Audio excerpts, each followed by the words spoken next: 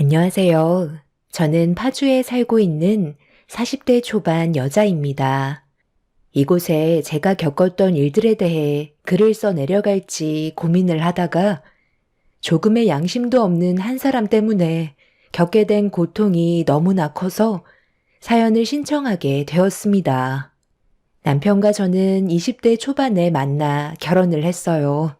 가진 거 하나 없이 맨몸으로 결혼을 하게 되었죠. 양가 집안 경제적으로 부유한 편은 아니었지만 젊은 나이에 서로 열심히 살다 보면 남들보다 몇 년은 빨리 자리를 잡을 수 있다는 양가 부모님의 말에 비록 가진 건 하나 없었지만 땀 흘리며 살아가다 보니 조금씩 자리를 잡는 게 보였어요. 저희 부부의 목표는 30평대 아파트에 들어가기 전까지는 아이를 가질 계획은 없었습니다. 불안정한 가정 환경에서 아이가 생기게 된다면 앞으로의 삶에 희망이 없을 것 같아 저희 부부는 10년 동안 아이 생각은 접고 돈만 악착같이 벌기로 했었어요. 짧은 시간은 아니었지만 10년이 지나도 30대 초반이기 때문에 그때 돼서 아이를 가져도 충분하다고 생각했었죠. 그렇게 조금이나마 안정적인 미래를 위해 달리다 보니 10년이라는 시간은 눈 깜짝할 사이에 지나갔고 노력은 배신을 하지 않는다고 열심히 살아온 결과 저희가 목표로 한 30평대 아파트에 들어갈 수 있었어요. 혼자서 생활할 때는 돈을 저축하기보단 제가 하고 싶은 것들을 해왔었지만 그렇게 살아온 시간들이 참 후회되더라고요. 그 돈을 차라리 모았더라면 훨씬 더 빠르게 저희가 세운 목표에 도달할 수 있었겠지만 이미 돈이 없는 상태에서 시작하다 보니 상당히 오랜 시간이 걸렸던 것 같습니다. 수도권은 아니더라도 변두리에 30평대 아파트를 장만하게 되니 너무 뿌듯했었어요. 투룸에서만 지내다가 아파트로 입주하게 되면서 삶의 여유도 생기게 되었고 앞으로 행복한 날들만 펼쳐지게 될 것 같아 한껏 기대에 부풀었었는데 그건 제 착각이었죠. 10년 동안 단 한 번도 거들지 않았던 한 사람이 갑자기 짐을 챙겨 저희 집으로 들어왔습니다. 다름 아닌 시모였죠. 너무 황당해서 말도 제대로 안 나올 정도로 시모의 행동을 이해할 수 없어 멍하니 바라보고 있었는데 저를 보며 웃는 얼굴로 전에 살던 집을 처분했다는 충격적인 말을 꺼내셨어요. 여기서부터 시모와 저와의 관계에 금이 가기 시작했습니다. 그 전까지는 조용히 계셨던 시모가 갑자기 저희 집에 들어온다는 건 이미 오래전부터 생각해둔 계획 같아 보였어요. 못 볼 사람 본 것도 아니고 왜 그렇게 쳐다봐? 갑자기 연락도 없이 찾아와서 많이 놀랐나 봐. 우리 아들이 아직 말 안 했어? 나 오늘부터 너희 집에 들어와서 살기로 했잖아. 그동안 정말 고생 많았다. 나도 지금까지 기다리는데 얼마나 힘들었는지 아니? 다세대 빌라에서만 살다가 신축 아파트에 들어서니 나까지 신분 상승한 것 같은 기분이네. 아직 짐 정리가 덜 끝났구나. 오늘 저녁은 어떻게 할 거니? 나가서 먹을 거야? 아니면 배달시켜 먹을 거니? 이제 아끼면서 살지 않아도 되잖아. 힘들게 달려온 만큼 앞으로 좀 여유 있게 살아도 되겠다. 내 집 마련했으면 끝난 거지. 비록 여기가 수도권이 아니라서 아파트 가격이 많이 오를 것 같지는 않지만 그래도 30평대 아파트에서 사는 게 어디니? 방이 3개니까 나는 어디로 들어가면 되나? 안방은 너희들이 사용할 거니? 아무래도 그렇게 하는 게 좋겠지? 얹혀 사는 입장에 안방까지 차지하면 네가 나를 달갑게 보겠니? 내 아들 들들 볶겠지? 내가 살던 집이 워낙 오래돼서 처분하는데도 얼마나 고생했는지 아니? 집안의 물건 싹 다 폐기시켜버렸다. 어차피 10년 이상 사용했던 물건들이라 전부 다 찌들어서 가지고 올 것들도 없었어. 최근에 산 옷가지들만 가지고 왔는데 앞으로 하나하나 채워 넣으면 되겠지. 방 하나는 앞으로 태어날 나이 방으로 사용할 테니 나는 그 옆방으로 사용하면 되는 거니? 어머님, 지금 이게 뭐 하시는 거예요? 저랑 사전에 어떠한 말도 없으셨잖아요. 저는 그이한테 한마디도 들은 적이 없어요. 무작정 이렇게 밀고 들어오시면 저보고 어떻게 하라는 거예요? 일단 짐 풀지 말고 저기 앉아 계셔 보세요. 그이한테 전화부터 먼저 해봐야 되겠어요. 어머님, 들어가지 말고 기다려 주시라니까요. 시모는 제 말을 무시한 채 무작정 작은 방 문을 열고 짐을 풀었어요. 그런데 방을 한번 둘러보시더니 다시 밖으로 나가셔서 안방 문을 활짝 열어 작은 방과 비교를 하셨습니다. 무언가 마음에 들지 않는 듯한 표정을 보이셨고 저는 남편한테 서둘러 전화를 걸었어요. 평소에는 잘 봤던 사람이 그날따라 제가 전화를 몇 통이나 넣었는데도 아무 소식이 없어 발만 구르고 있었죠. 그 사이 시모는 작은 방에 있던 짐을 안방으로 옮기기 시작하셨어요. 너무 놀라 뭐 하시는 거냐고 제가 시모의 팔을 잡자 강하게 뿌리치시면서 침대가 없으면 허리가 아파 잠 한숨 못 잔다고 안방을 사용하시겠다는 말을 하시곤 방문을 잠가 버리셨습니다. 그 사이 남편한테 전화가 왔길래 급하게 받은 뒤 시모가 사시던 집을 처분하고 짐 챙겨서 무작정 집으로 들어와 안방을 차지했다고 하자 남편도 당황스러워 했어요. 뭐라고? 엄마가 지금 우리 집에 있다는 말이야? 아, 내가 그렇게 반대를 했는데 결국 일을 저질렀나 보네. 엄마가 얼마 전에 전화하셔서 나한테 아파트 입주 날이 언제냐고 물어보시길래 우리도 준비하는 기간이 있어서 대충 설명을 드렸거든. 그런데 계속 정확한 날짜를 알고 싶어 하시는 거야. 나중에 입주날 확정 받았을 때 알려드렸었는데 갑자기 우리 집에서 같이 살고 싶어 하시길래 당신이랑 조금도 상의한 적 없는 문제고 그건 힘들 것 같다고 설명드렸는데 지금 무작정 들어오신 거야? 당신한테 얘기 안 한 거는 그때 엄마가 알겠다고 했었거든. 그래서 좋게 해결된 줄 알았지. 최대한 빨리 갈 테니까 조금만 기다려줘. 남편도 시모의 돌발 행동에 많이 당황스러워하고 있었어요. 시모는 안방에서 짐을 풀고 계신지 분주하게 움직이고 계시는 소리가 거실에까지 들려왔었죠. 방문을 두드리면서 시모에게 대화 좀 하자고 말씀드렸지만 제 말에 조금도 대답을 해주지 않으셨어요.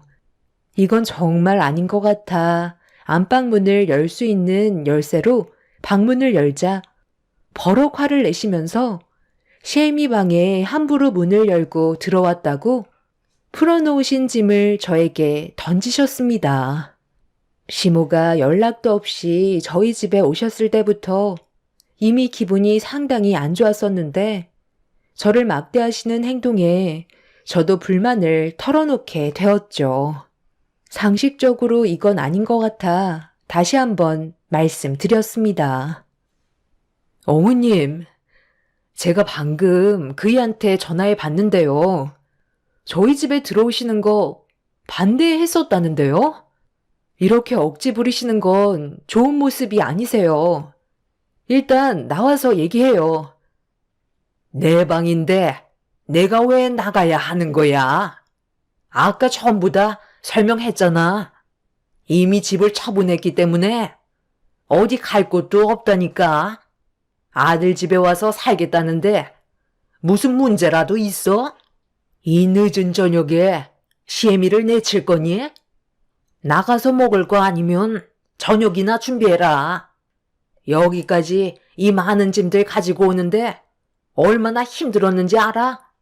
그리고 짐 빼면서 받은 보증금은 전부 다 저축해놨거든. 매달 용돈을 받기는 하지만 당장 사용할 돈이 없으니까 이번 달 내일 외출 좀 하게 용돈 좀 챙겨줘라. 어머님, 지금 제 말이 안 들리세요? 저희와 전혀 상의하지 않고 일방적으로 행동하시는 건 안 된다고 했잖아요. 10년 동안 조용히 계셨던 이유가 이거였어요? 시모는 제 말을 무시하면서 입을 굳게 닫으셨어요. 너무 황당하고 어이가 없어서 더 이상 상대하고 싶지 않아 소파에 앉아 버렸는데 시모가 오자마자 화부터 내고 물 한 잔도 주지 않는다면서 서러워 못 살겠다며 불만을 털어 놓으셨습니다. 저도 이미 기분이 상해버린 터라 시모의 말에 대꾸조차 하지 않았죠. 그렇게 집안 분위기가 점점 험악해지려 할 때 남편이 도착했는지 현관문을 열며 허겁지겁 들어왔어요. 시모는 남편을 보자마자 밝은 얼굴로 맞아 주셨습니다. 엄마, 지금 이게 뭐 하시는 거예요? 제가 분명 안 된다고 말씀드렸잖아요. 이렇게 무작정 밀어붙이시면 어떡하자는 거예요? 일단 짐 다시 빼주세요. 네가 안 된다고 했었니? 나는 된다고 하는 줄 알고 들어온 건데. 그리고 방도 많은데 엄마가 좀 같이 살면 어떠니? 내 나이가 몇인데 혼자 사는 것도 외로워서 앞으로 태어날 손주 얼굴 보면서 사람 냄새 나는 공간에 같이 있고 싶다는 건데 이렇게까지 매몰차게 해야 돼? 너희들이 나를 이렇게까지 싫어하는지 몰랐다. 어머님, 지금 그게 아니잖아요. 저희와 충분히 상의한 것도 아니고 무작정 일을 벌이셨으니까 그런 건데 왜 저희 입장은 조금도 고려해주지 않으시는 거예요? 이렇게까지 하지 않으면 너희들이 이 집에서 나랑 같이 살자고 했겠니? 애초에 마음도 없었잖아. 그래서 이렇게까지 하지 않으면 들어올 수 없을 것 같아 내 마음대로 움직였다. 어차피 집을 새로 알아보려 해도 시간이 걸리는 거고 어디 갈 곳도 없으니 당분간이라도 같이 지낼 수밖에 없으니까 이제 그만들 해라. 서운한 건 저희 부부인데 시모가 오히려 더 크게 목소리를 높이셨어요. 남편도 당황했는지 할 말을 잃은 상태였죠. 그날 너무 늦은 저녁이라 어쩔 수 없이 시모를 받아줄 수밖에 없었고 좋았던 집안 분위기는 순식간에 싸늘해지고 말았습니다. 저희 부부도 저녁을 먹지 못한 터라 어쩔 수 없이 일단 시모를 모시고 밖에서 저녁 식사를 한 뒤에 집으로 돌아왔어요. 어떻게 할 수 없다는 게 너무 답답했었죠. 이런 상황을 부모님께 설명을 하자 제 말에 많이 놀라셨는지 시모의 행동이 믿기지 않는다며 재차 물어보셨고 심각하게 고민 좀 해봐야 할 것 같다며 주말에 시간 될 때 집에 좀 들르길 원하셨어요. 갑자기 밀고 들어와 안방까지 차지한 시모 때문에 제가 생각했던 인생 계획은 한순간에 무너지고 말았죠. 부모님께서는 저희가 가는 것보다 차라리 시모와 얼굴을 대면하는 게 좋을 것 같다며 다음날 바로 집으로 오셨어요. 부모님께서 심각한 얼굴로 시모를 바라봤지만 오히려 뻔뻔한 표정으로 부모님을 대하고 계셨습니다. 아니, 둘이 잘 살게 놔두시면 되지. 이런 식으로 나오시면 제 딸과 사이가 얼마나 불편하겠어요. 최대한 빠른 시일 내에 다시 집을 알아보셨으면 좋겠네요. 내 아들 집에서 살겠다는 건데 무슨 문제라도 있나요?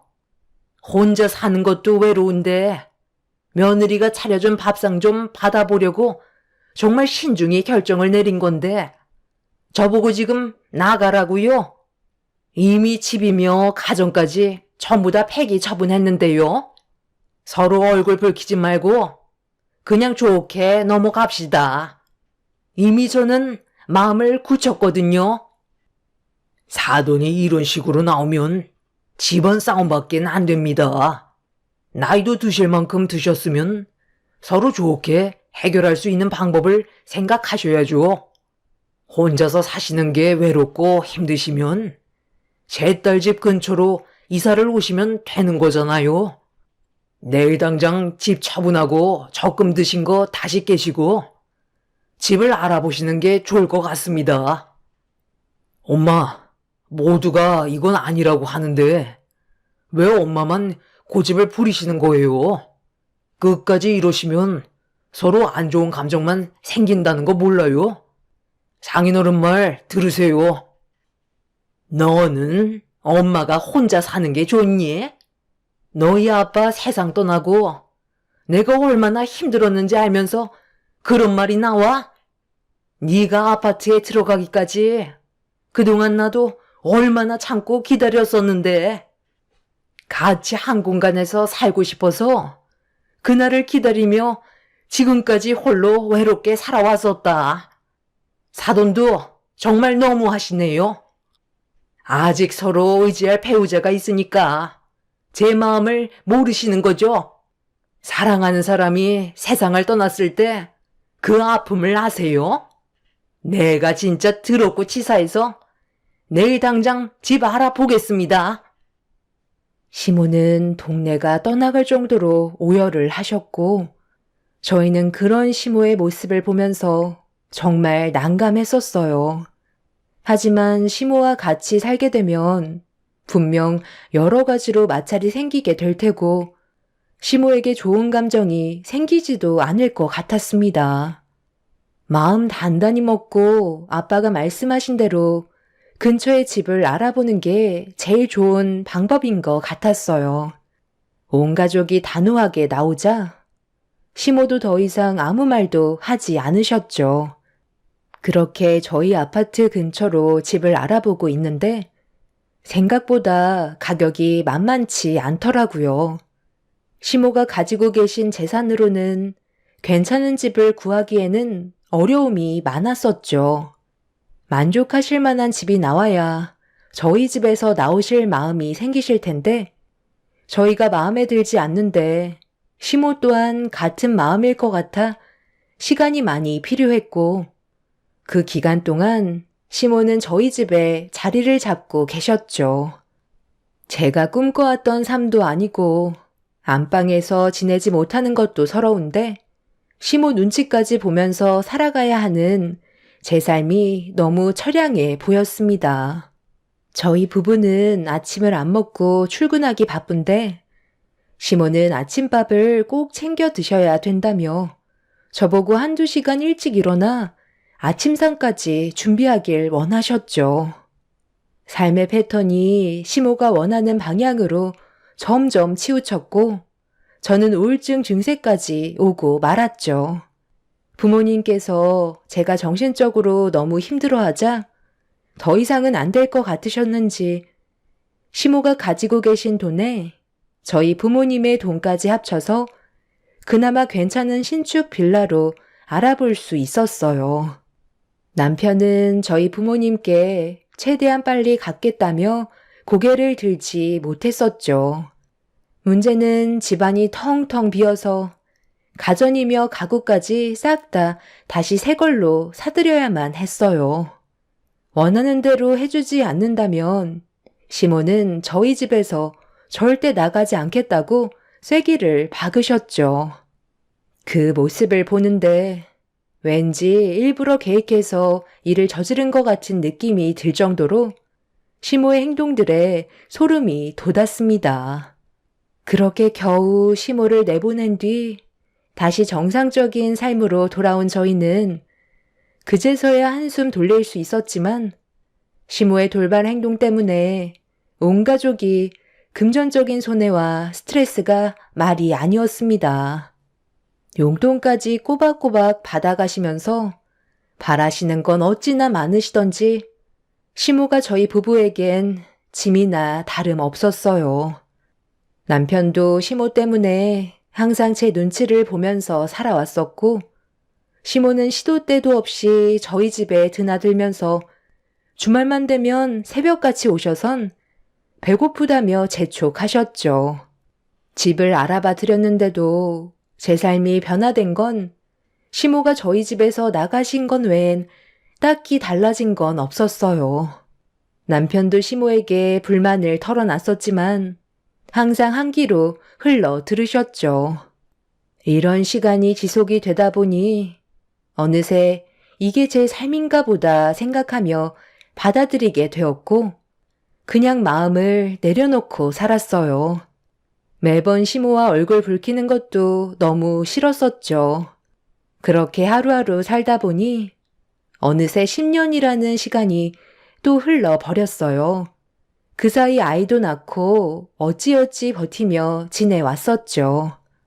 그래도 언제나 한결같이 제 옆에서 많은 걸 도와준 남편과 하나뿐인 딸을 보면서 살아갈 수 있었어요. 시모가 정도가 지났을 때는 남편이 중간 역할을 잘해준 덕분에 10년의 시간을 살아올 수 있었지. 남편이 중간 역할을 제대로 못했다면 벌써 이혼하고 각자의 삶으로 돌아갔을지도 모를 만큼 시모는 상식 이하의 행동들을 상당히 많이 보여줬었죠. 그렇게 제 속이 말이 아닌 상태에서 저에게 또 한 번 엄청난 사건이 찾아오게 되었고 그동안 쌓였던 감정들이 터지면서 아무도 말릴 수 없을 만큼 분노가 차오르고 말았습니다. 저희 엄마가 도저히 믿을 수 없는 병에 걸리셨어요. 언제부터인가 등 쪽에 통증이 심하다면서 불편해 하시길래 아빠와 함께 병원에서 검사를 받았었는데 전혀 예상하지 못했던 췌장암 진단을 받게 되었고 이미 통증이 왔을 때는 엄마에게 주어진 시간이 많지 않다는 말을 듣게 되었죠. 병원에서 그 말을 들었을 때 하늘이 무너지는 줄 알았고 도저히 현실을 받아들일 수가 없었어요. 그리고 이 소식을 듣게 된 시모가 병실 문을 열고 조심스럽게 들어왔어요. 거기까지는 크게 상관하지 않았지만 분위기 파악을 못하신 건지 이상한 말을 늘어 놓으셨습니다. 에휴, 그러니까 애초에 마음을 곱게 쓰셨으면 이런 병도 피해가지. 예전에 제가 우리 아들과 같이 살고 싶다고 했을 때 허락해줬으면 얼마나 좋아요? 이게 다 자기 업보인 거예요. 내가 사돈이었으면 바로 허락했었지. 그때 저에게 막말하신 거 후회되시죠? 갈 때 가더라도 뭘 잘못했는지는 알아야 되지 않겠어요? 지금 뭐 하시는 거예요? 저희 엄마가 뭘 잘못했다고 그런 말을 하시는 거죠? 어머님 형편 어려워서 집 구할 돈도 모자라 저희 부모님께서 도움 주신 거 잊으셨어요? 그럼 어머님은 저희 부모님께 뭘 해주셨는데요? 오히려 매사에 불만만 가득하셨지 조금도 감사함의 표현을 해주신 적도 없으시잖아요. 저희 부모님이 도와주신 게 당연한 거예요? 이 사람이 어머님 집 문제로 저희 부모님께서 도와주셨던 돈 10년 동안 갚아 나갈 때 그동안 뭐 하셨어요? 오히려 용돈을 더 올려달라고 상처되는 말만 거침없이 뱉으셨지? 이 사람한테 미안해 한 적도 없었잖아요. 어머님만 없으면 저희 가족은 행복하게 살아갈 수 있다고요. 얘가 지금 어디다 대고 시애미한테 눈치 켜 세우는 거야? 사돈, 이거 봐봐요. 자식 교육을 제대로 못 시켜서 저를 잡아먹으려 들잖아요. 엄마, 여긴 도대체 왜 오신 거예요? 지금 술 마셨어요? 입에서 술 냄새가 진동을 하는데 병문안 오면서 술을 마시면 어떡해요? 엄마 때문에 제가 얼굴을 들고 다니지 못할 정도라고요. 더 이상 이렇게 살고 싶지 않아요. 차라리 그냥 인연을 끊고 사는 게 좋겠어요. 제발 저 좀 숨 좀 쉬게 해달라고요. 남편은 오열을 하면서 털썩 주저앉아 버렸고 술에 취한 시모는 병실에서 제가 대들었다고 누워 계신 엄마 앞에서 저를 함부로 대하셨어요.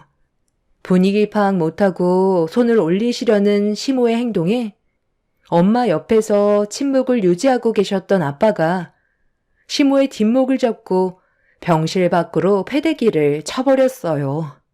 병원이 떠나갈 정도로 화를 내시자 시모와 몸싸움까지 벌어지게 되었고 병원 관계자분들의 도움으로 시모는 더 이상 병원 안으로 들어올 수 없었습니다.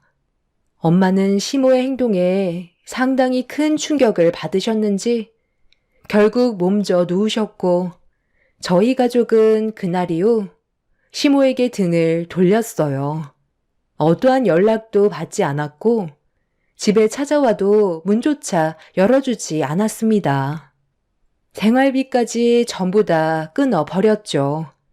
저희가 조금의 도움도 주지 않자 많이 당황하셨는지 좋게 풀어가려고 연기를 하셨지만 한두 번 상처를 받은 게 아니기 때문에 그동안 참아오면서 살아왔던 만큼 저희 마음을 되돌릴 수는 없었어요. 그렇게 시모에게 조금의 도움도 주지 않고 오로지 엄마한테만 신경을 썼지만 엄마는 항암과 약물 치료를 병행하면서 살고자 노력하셨지만 결국 세상을 떠나고 마셨습니다. 엄마의 마지막 모습을 봤을 때 하늘이 무너져 내리는 것 같았고 그동안 못해드렸던 것만 생각이 나 맨정신으로는 버틸 수가 없었어요. 제 옆에 언제나 계실 것 같았던 엄마가 세상을 떠나셨다는 현실을 받아들이기가 힘들었었죠. 아빠는 엄마가 떠나가실 거라는 걸 예상하고 계셨는지 장례를 준비하셨지만 저는 아무것도 할 수가 없었어요. 밝은 얼굴로 저를 바라보고 계신 영정 사진을 보니 눈물이 멈추지 않고 있었습니다. 그렇게 힘든 하루를 겨우 버티며 엄마의 장례를 보내고 있었는데 시모가 또다시 엄마의 장례에 나타났어요. 두 번 다시 보고 싶지 않은 얼굴이었지만 그래도 그날만큼은 소란 피우고 싶지도 않았고 몸의 기력이 전부 다 빠진 상태라 어떠한 말도 섞고 싶지 않았어요. 시모는 저와 아빠에게 조의를 표한 뒤 남편의 안내를 받아 간단하게 식사를 하셨습니다. 저희가 시모에게 어떠한 도움도 안 주고 단호하게 행동을 해서 그런지 일손이 모자란 것들을 조용히 도와주고 계셨어요.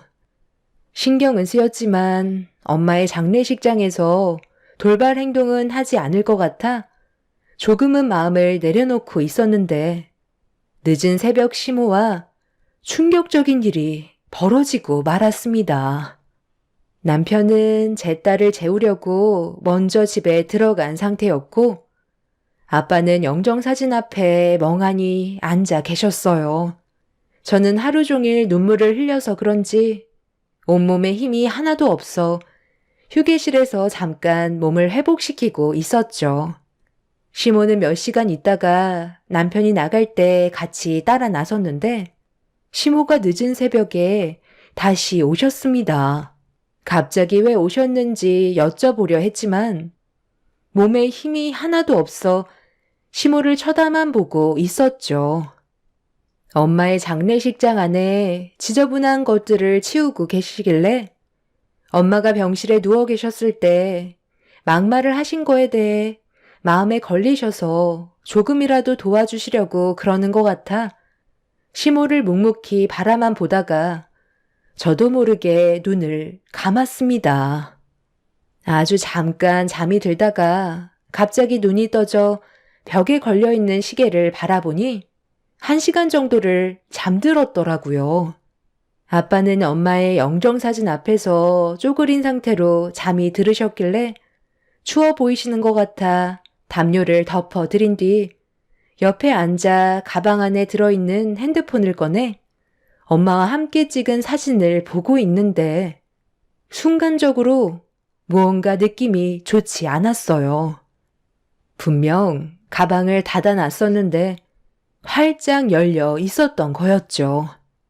그 순간 좀 전까지만 해도 돌아다니셨던 시모가 어디 가셨는지 보이지가 않아 불안한 마음에 가방 안을 뒤져봤는데 충격적이게도 엄마 장례비로 인출해둔 800만 원이 눈 깜짝할 사이에 사라져 버렸습니다.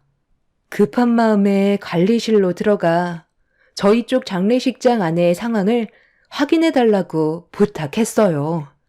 그렇게 1시간 전에 CCTV를 돌려보는 순간 입을 다물지 못했고 떨리는 손으로 시모에게 전화를 걸었습니다.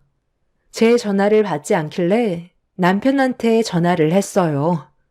시모가 제 가방을 뒤져 엄마의 장례비를 모조리 가져갔다고 발을 구르면서 설명을 해 주었죠.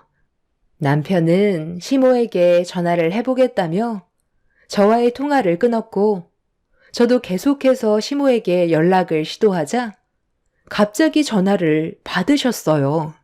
너무 어이가 없고 화가 났던 터라 시모에게 소리를 지르면서 CCTV에 전부 다 찍혔으니 당장 엄마의 장례 비용을 가져오지 않으면 경찰에 신고를 하겠다고 화를 냈습니다.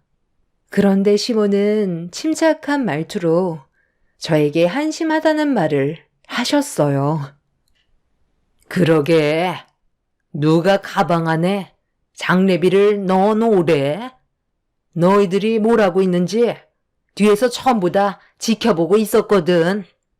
그런데 장례식장 앞에 은행에서 현금을 인출하더라. 그리고 가방 안에 집어넣는 것까지 확인했는데 내가 그걸 보고 가만히 있겠어? 마침 생활비가 똑 떨어진 상태였거든. 그리고 나 지금 공항으로 가고 있다. 그냥 생활비로 쓰려고 했는데 요즘 제주도가 가고 싶더라고. 그래서 이 돈으로 제주 1달 살기 하면 괜찮을 것 같아 새벽 비행기로 출발하려고 떠나는 중이다. 이것저것 짐까지 전부 다 챙겼고 거의 다 도착했으니 지금 와봤자 나는 이미 비행기 타고 떠났을 시간이니까 고생하지 말고 사돈 장례나 잘 치러라. 이 돈 없어도 그만 아니야. 어차피 사돈 어른이 장례 비용 납부할 거잖아. 그러니까 내가 이 돈 가지고 갔다고 해서 너무하다고 생각하지 말아라. 너희들이 내 생활비를 끊어서 생긴 일이잖니. 이 없으면 잇몸으로 살면 되는 거야. 800만 원 내가 가져간다고 해서 그게 달라지는 거 없다. 그럼 나는 끊는다. 시모의 말에 너무 큰 충격을 받았고 저는 아무리 가족이라고 해도 엄마의 장례 비용을 몰래 가져갔다는 건 절대로 용서하고 싶지 않았습니다. 저희 엄마가 세상을 떠났는데 등골까지 빼먹으려는 시모가 인간 같지 않았어요. 서둘러 남편에게 알리자 경찰에게 도움을 청하면 공항에 있는 관계자와 연락을 취해서 비행기 타는 걸 막을 수 있다며 서둘러 일을 진행했고 그렇게 남편과 함께 다급히 공항으로 향했어요. 그렇게 정신없이 출발해서 도착을 하니 경찰분들이 시모를 붙잡았고 저는 차에서 내리자마자 시모의 머리채를 한 움큼 잡아 앞뒤로 흔들면서 난리를 쳤습니다. 시모도 제 머리를 잡으려 했지만 경찰들이 저와 시모를 떨어뜨려 놨어요. 이성을 잃어버린 상태라 시모를 가만두지 않겠다며 고함을 질렀죠. 경찰은 저에게 돈 봉투를 돌려주었고 다행히 봉투 안에는 엄마의 장례 비용이 그대로 들어 있었습니다. 남편은 시모의 실망스러운 모습에 아무 말도 하지 않았어요. 그렇게 시모가 조사를 받기 위해 경찰차에 올라타려는 순간 갑자기 경찰들을 뿌리치며 도망을 쳤어요. 뛰어봤자 건장한 남자들을 따돌릴 수는 없는데 도망을 가려는 시모의 행동이 너무 한심해 보였습니다. 경찰분들과 저희 부부가 시모의 뒤를 따랐고 얼마 가지 못해 지치셨는지 숨을 헐떡이면서 걸음을 멈추셨어요. 그런데 시모가 난간에 매달려 돌발 행동을 하셨습니다. 다가오지 마. 너희들 한 발자국만 더 다가오면 어떤 상황이 벌어지게 될지 알지? 괜히 일 크게 만들고 싶지 않으면 당장 물러서. 너희들이 나를 잡을 수 있을 것 같아? 제주도 좀 가고 싶어서 돈 좀 가져간 걸 가지고 경찰까지 불러? 네가 이런다고 내가 눈 하나 깜빡할 것 같니? 그 돈 당장 내놔라. 엄마, 이제 그만 좀 해요. 왜 이렇게 꽉 막힌 행동만 하시는 건데요? 이럴수록 점점 더 상황만 악화된다는 거 모르세요? 계속 고집 부리시면 공무집행 방해죄로 처벌만 더 커진다고요. 좋게 해결하고 싶으시면 이제 그만 이쪽으로 오세요. 그러다 정말 떨어지기라도 하면 어쩌려고 그래요? 일로 오시라고요. 떨어질 수나 있겠어? 어차피 저는 당신을 용서할 수가 없어요. 법적으로 강력하게 처벌할 거고 당신이 가지고 있는 모든 걸 전부 다 빼앗을 거예요. 내 목숨을 걸어서 뼛속까지 아작낼 거라고요. 왜요? 콩밥 먹을 생각하니까 두려우세요? 어떻게 해서든지 징역 보낼 거니? 그런 줄 아세요. 당신이 징역 들어가는 순간 살고 계신 집 바로 처분할 거고 저희는 두 번 다시 찾을 수 없는 곳으로 사라져 버릴 거라고요. 그 집 명이 이 사람으로 되어 있는 거 아시죠?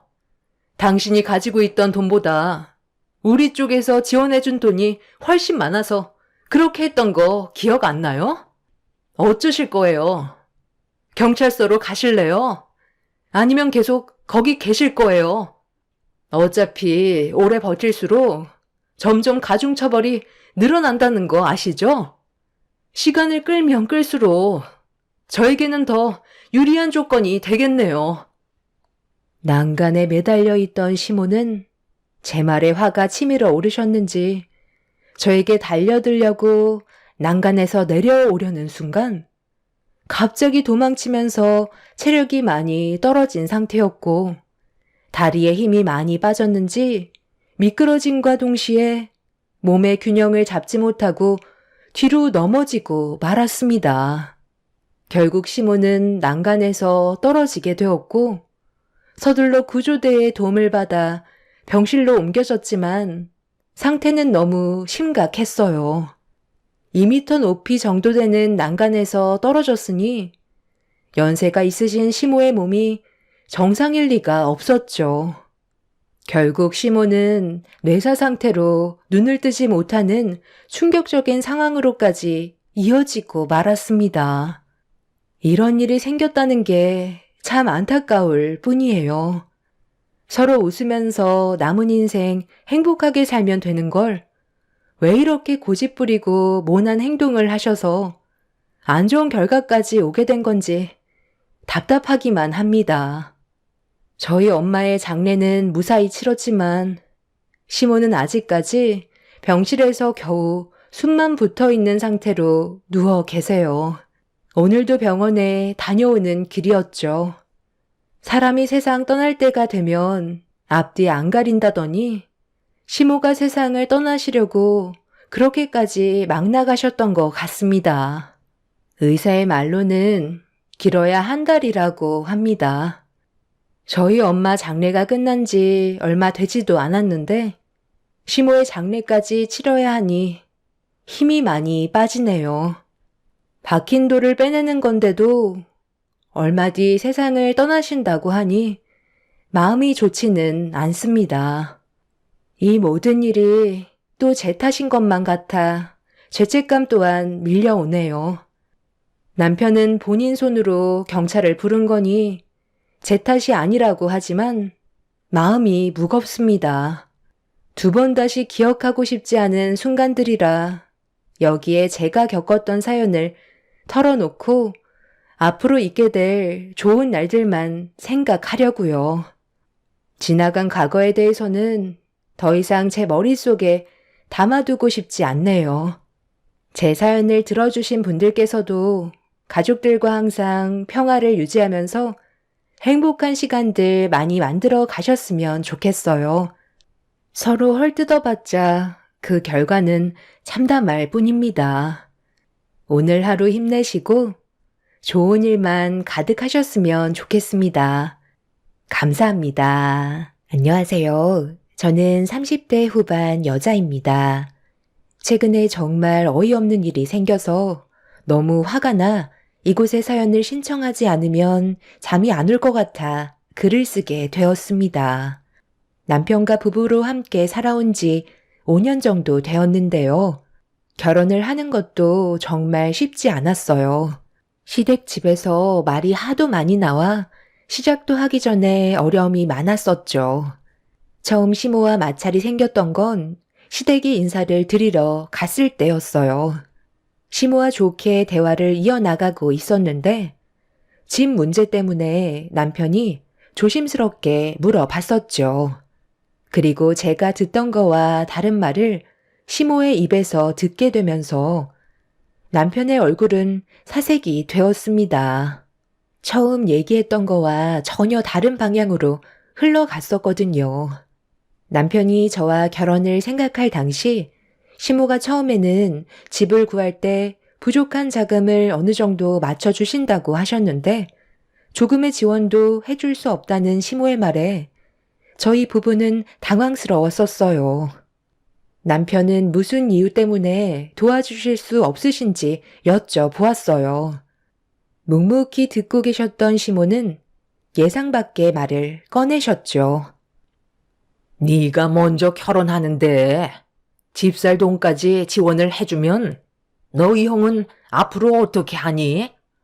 나중에 형 결혼하게 되면 그때 돼서 빌려준 돈 다시 줄 거냐? 형은 결혼 안 한다면서요. 지금도 백수 생활만 하고 있잖아요. 저보다 나이가 3살이나 많은데 아직까지 제대로 된 직장도 못 잡았고 특별한 기술이 있는 것도 아니고 아버지 세상 떠나시고 남은 재산 엄마한테 전부 다 넘어가고 나서 형은 그 돈으로 놀고 먹기만 하는데 저는 왜 도와줄 수 없다는 거죠? 저는 주온 자식인 거예요. 어떻게 매번 항상 형만 챙기시는 건데요. 처음에 약속하신 대로 저희도 일부 도와주셨으면 좋겠어요. 부탁 좀 드릴게요. 너희 형은 우리 집안의 가장이다.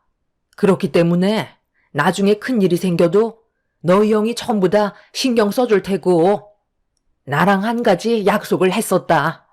나중에 결혼을 해도 엄마는 꼭 모시고 살겠다고. 너희 형이 그만큼 엄마를 사랑한다는 뜻이야. 그리고 너희 먼저 결혼식 올릴 수 있게 허락해준 것만도 감사하게 생각해야지. 무조건 우리 집안에 장남이 먼저 결혼을 해야 하는 게 절차인데 너한테 양보해줬으면 그걸로 만족해야지. 엄마는 더 이상 할 말이 없으니 대출을 받던 그건 너희들 알아서 해라. 우리 큰아들 준비 다 끝나가니? 오늘 밖에 나가서 외식하기로 했잖아. 소고기집 괜찮은데 알아놨으니까 서둘러 나가자.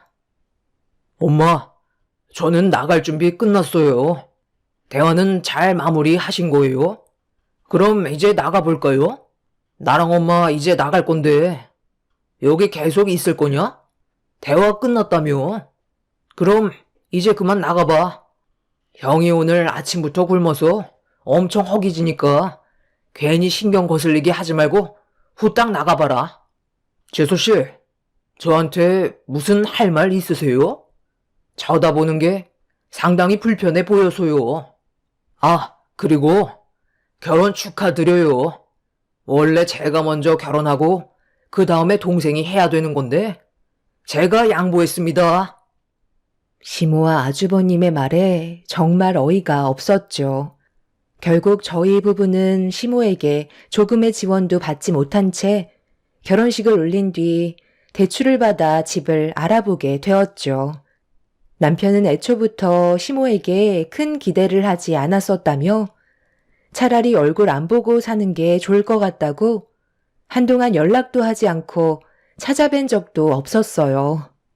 저도 기분이 안 좋았던 게 시모와 아주버님께서 도와주신 건 조금도 없으시면서 축의금 문제로 한바탕 난리가 났었어요. 시모가 데려오신 지인과 아주버님이 데려오신 지인분들의 축의금이 많지 않냐며 축의금을 몽땅 챙겨가시는 바람에 결혼식장에서 목소리를 높이면서 화를 내셔서 좋게 시작한 결혼식이 두 분 때문에 전부 망쳐버렸거든요. 그래서 저도 그날 이후 전화를 일절 드리지 않았었어요. 시모와 아주버님 지인분들이 그렇게 많이 오신 것도 아니었는데 축의금 그거 얼마나 한다고 축의금 함을 뒤지면서까지 전부 털어가시고 신랑 측 식비 계산도 안 하시고 사라지셔서 신부 측 축의금 들어온 걸로 전부 다 충당해야만 했죠. 너무 창피해서 얼굴을 들지도 못했었어요. 부모님께서도 이런 경험을 처음 해보셨는지 많이 당황스러워 하셨죠. 보통은 신혼여행 다녀온 후 신랑 앞으로 들어온 축의금은 돌려주실 법한데 그런 거 일절없이 입 싹 닦으셨어요. 저희 부모님은 축의금으로 식장 비용 다 계산해 주시고 조금 남은 것까지 전부 다 저희 주셨거든요. 한 번뿐인 결혼식에서 저희 부부에게 안 좋은 기억을 남기셨는데 어떻게 먼저 연락을 하겠어요. 그래서 결혼식이 끝난 이후 단 한 번도 시모에게 안부 전화도 일절하지 않았었는데 시모는 연락도 없고 시댁에 찾아오지도 않는다며 화가 잔뜩 올라오신 상태로 저희 집 문을 두드리셨습니다. 별로 열어드리고 싶지 않았지만 할 말은 해야 할 것 같았는지 남편이 현관문을 열었고 시모와 아주버님이 들어오자마자 예상한 대로 화부터 내시면서 인연 끊으려고 작정했냐며 분위기를 험악하게 만드셨죠. 저희 부부도 그동안 많이 참았던 만큼 불만을 털어놓으면서 목소리를 높였습니다. 내 지인들 돈을 가져가겠다는데 뭐가 잘못된 건데? 내가 가만히 있었으면 너희들이 전부 다 꿀꺽하려던 거 아니었어? 결혼식 치러준 것만도 감사하게 생각해야지. 그건 나중에 결혼식이 끝나고 저에게 따로 말씀하셔도 되는 거잖아요. 기본적으로 저희 쪽 식비는 그래도 내셔야죠. 엄마랑 형 지인분들만 있었어요? 저희 사람들이 훨씬 많았다고요. 엄마가 집안 망신 다 시킨 거 알아요? 제가 그때 얼굴을 들지도 못할 정도였다고요. 무슨 잘못을 하셨는지 전혀 모르시는 거예요? 차라리 인연 끊는 게 훨씬 속 편하겠어요. 너 지금 엄마한테 말 다 했어? 버릇없이 어디서 큰 소리야? 정말 인연 끊을 작정이었어? 엄마가 얼마나 걱정이 되셨으면 나랑 같이 좀 가자고 했겠어. 입장을 바꿔놓고 생각해 보세요. 아주버님 결혼식 때 제가 지인분들 초대했는데 저를 보고 온 분들의 축의금이 있으니 몽땅 가져가겠다고 많은 사람들이 보는 앞에서 함을 뒤지고 있으면 보기 좋겠어요? 아주버님 결혼하실 때 제가 똑같이 해드릴까요? 이 사람이랑 제가 얼마나 서운하고 상처를 받았으면 연락 한 통 드리지 않았겠어요. 우리는 할 말 없으니까 그만 나가주세요. 아직까지 엄마랑 형이 적반하장으로 나오니까 더는 대화할 필요가 없을 것 같네요. 시모와 아주버님은 제가 한 말에 아무 말도 하지 못하고 있었어요. 상처가 가시기도 전에 찾아오셔서 본전도 못 찾고 집으로 돌아가게 되셨죠. 시모와 아주버님이 상처를 받으실 만한 상황도 아닌데 되려 저희 집에 다녀가신 이후 단 한 번도 모습을 나타내지 않으셨고 전화도 일절하지 않으셨어요. 오히려 저희 부부는 속 편히 잘 살아왔었고 그렇게 인연 끊고 살아간 지 5년의 시간이 흘러버렸습니다. 그리고 그 시간 동안 저희는 신혼부부 특별 공급으로 청약에 당첨되어 신축 아파트에 입주할 수 있게 되면서 열심히 살아가는 만큼 보상이 뒤따르는 것 같아 하루하루가 행복했었고 앞으로도 별일 없이 잘 지낼 수 있을 것 같았는데 결혼 생활한 지 5년 차가 되었을 때 시모가 갑자기 저에게 전화를 하셨습니다. 받을지 말지 한참 동안 고민을 하다가 받지 않았어요.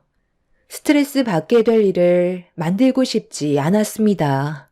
그리고 저녁에 남편한테 시모에게 전화가 왔었는데 받지 않았다고 하자 쓸데없이 이상한 요구를 할지도 모른다며 웬만하면 연락을 받지 않는 게 좋을 것 같다고 남편도 저와 같은 생각을 하고 있었죠. 저는 결혼 5년 차가 되면서 임신을 하게 되는 축복까지 찾아왔어요. 그래서 최대한 마음 편히 생활하는 게 뱃속의 아이에게도 좋은 영향을 줄 수 있기 때문에 시모의 전화를 받지 않았습니다. 그렇게 남편과 대화를 주고받고 있었는데 이번에는 남편에게 다시 시모의 전화가 왔어요. 심각하게 고민을 하던 남편은 끝내 받지 않았고 시모의 핸드폰 번호를 차단하려는데 문자 한 통이 도착해 저희 부부는 무슨 내용인지 궁금해서 확인을 해보게 되었죠. 그런데 걱정했던 거와 다르게 시모가 보낸 문자 내용은 아주버님이 결혼을 하게 됐으니 웬만하면 식장에 참석하는 게 좋을 것 같다는 말씀을 하셨습니다. 저희 소식이 궁금하셔서 전화를 하셨던 게 아닌 아주버님 결혼식 때문에 연락을 하셨다는 거에 많은 실망을 하게 됐었어요. 5년 만에 처음 문자를 보내셨던 내용에는 그동안 잘 지내고 있었는지 아니면 과거에 있었던 일들에 대해 미안했다는 말을 하셨던 게 아니라 딱 용건만 말씀하신 것 때문에 남편은 시모에게 아무런 답도 해주지 않았어요. 결혼식 날짜까지 잡혔다는 건 저희를 빼고 상견례까지 이미 다 진행했다는 건데 결혼식에는 저희 부부가 필요하다고 생각하셨는지 아쉬워서 연락하신 것 같은 느낌이 들어 기분이 좋지 않았었죠. 그렇게 며칠이 지나는 동안 저희가 아무런 반응이 없자 시모가 답답하셨는지 남편의 회사로 직접 찾아오셨다는 연락을 받게 되었고 잠깐 회사에 들려달라는 말에 저 또한 무슨 말을 하시려는지 듣고 싶어 남편이 있는 곳으로 급하게 출발을 했어요. 그렇게 허겁지겁 도착을 하니 시모와 남편이 서로 얼굴을 마주한 채 자리에 앉아 있었고 무언가 심각한 대화를 주고받고 있는 중이었는지 남편의 얼굴빛이 어두워 보여 서둘러 들어가려는 순간 누군가 저를 강하게 밀쳤고 그 충격으로 넘어지고 말았어요.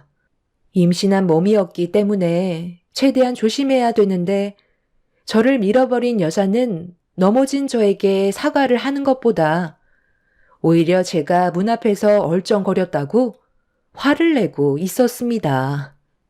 그런데 옆에서 누군가 저를 째려보고 있던 여자가 말을 붙여왔어요. 갑자기 왜 그래? 무슨 일 생긴 거야? 우리 엄마가 여기 카페가 맞다고 했는데 왜 안 들어가고 있어? 아, 저기 계시네. 서둘러 들어가자. 오빠, 아니, 저 여자가 입구를 막고 서 있길래 내가 살짝 툭 쳤는데 넘어지는 거 있지? 내가 잘못한 거야? 들어가든지 아니면 나가든지 빨리 움직여야지. 앞에서 막고 있길래 밀치고 들어가려 했는데 넘어지면서 나한테 임신했다고 갑자기 화를 내는 거 있지? 내가 왜 욕을 먹어야 되는 거야? 오빠는 이해가 돼?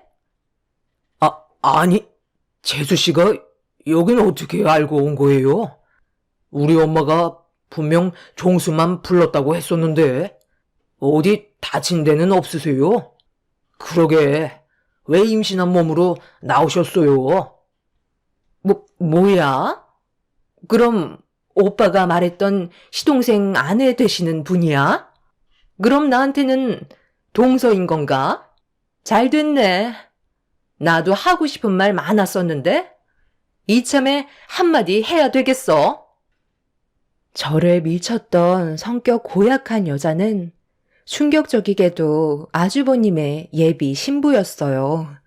너무 어이가 없어서 넘어진 상태로 쳐다보고 있는데 저를 지나쳐 시모와 남편이 있는 곳으로 성큼성큼 걸어갔습니다. 아주버님은 저를 보면서 난처한 얼굴로 일으켜 세워주려다가 개념 없는 여자가 빨리 오라는 말에 저를 보며 내밀었던 손을 걷어들인 뒤 저를 밀친 여자의 뒤를 따라 걸어갔어요.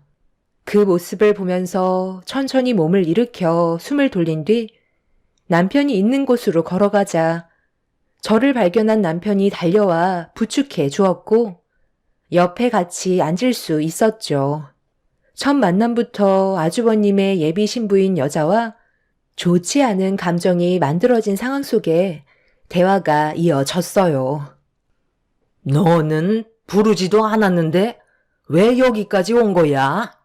종수 너는 내 말이 무슨 뜻인지 알겠지?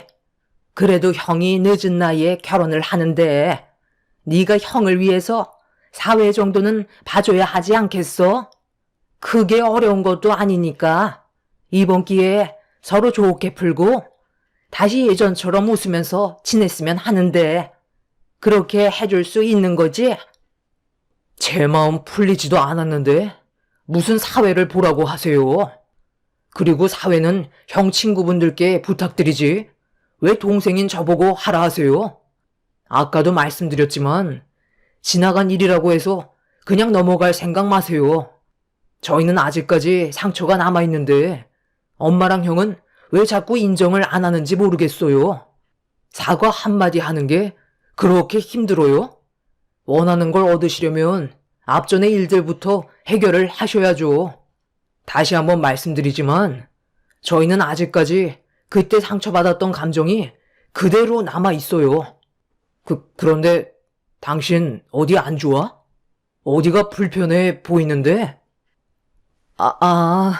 아까 저분이 뒤에서 나를 밀쳐서 넘어졌는데 그 충격으로 뱃속의 아이가 놀랐는지 계속 배가 뭉치네.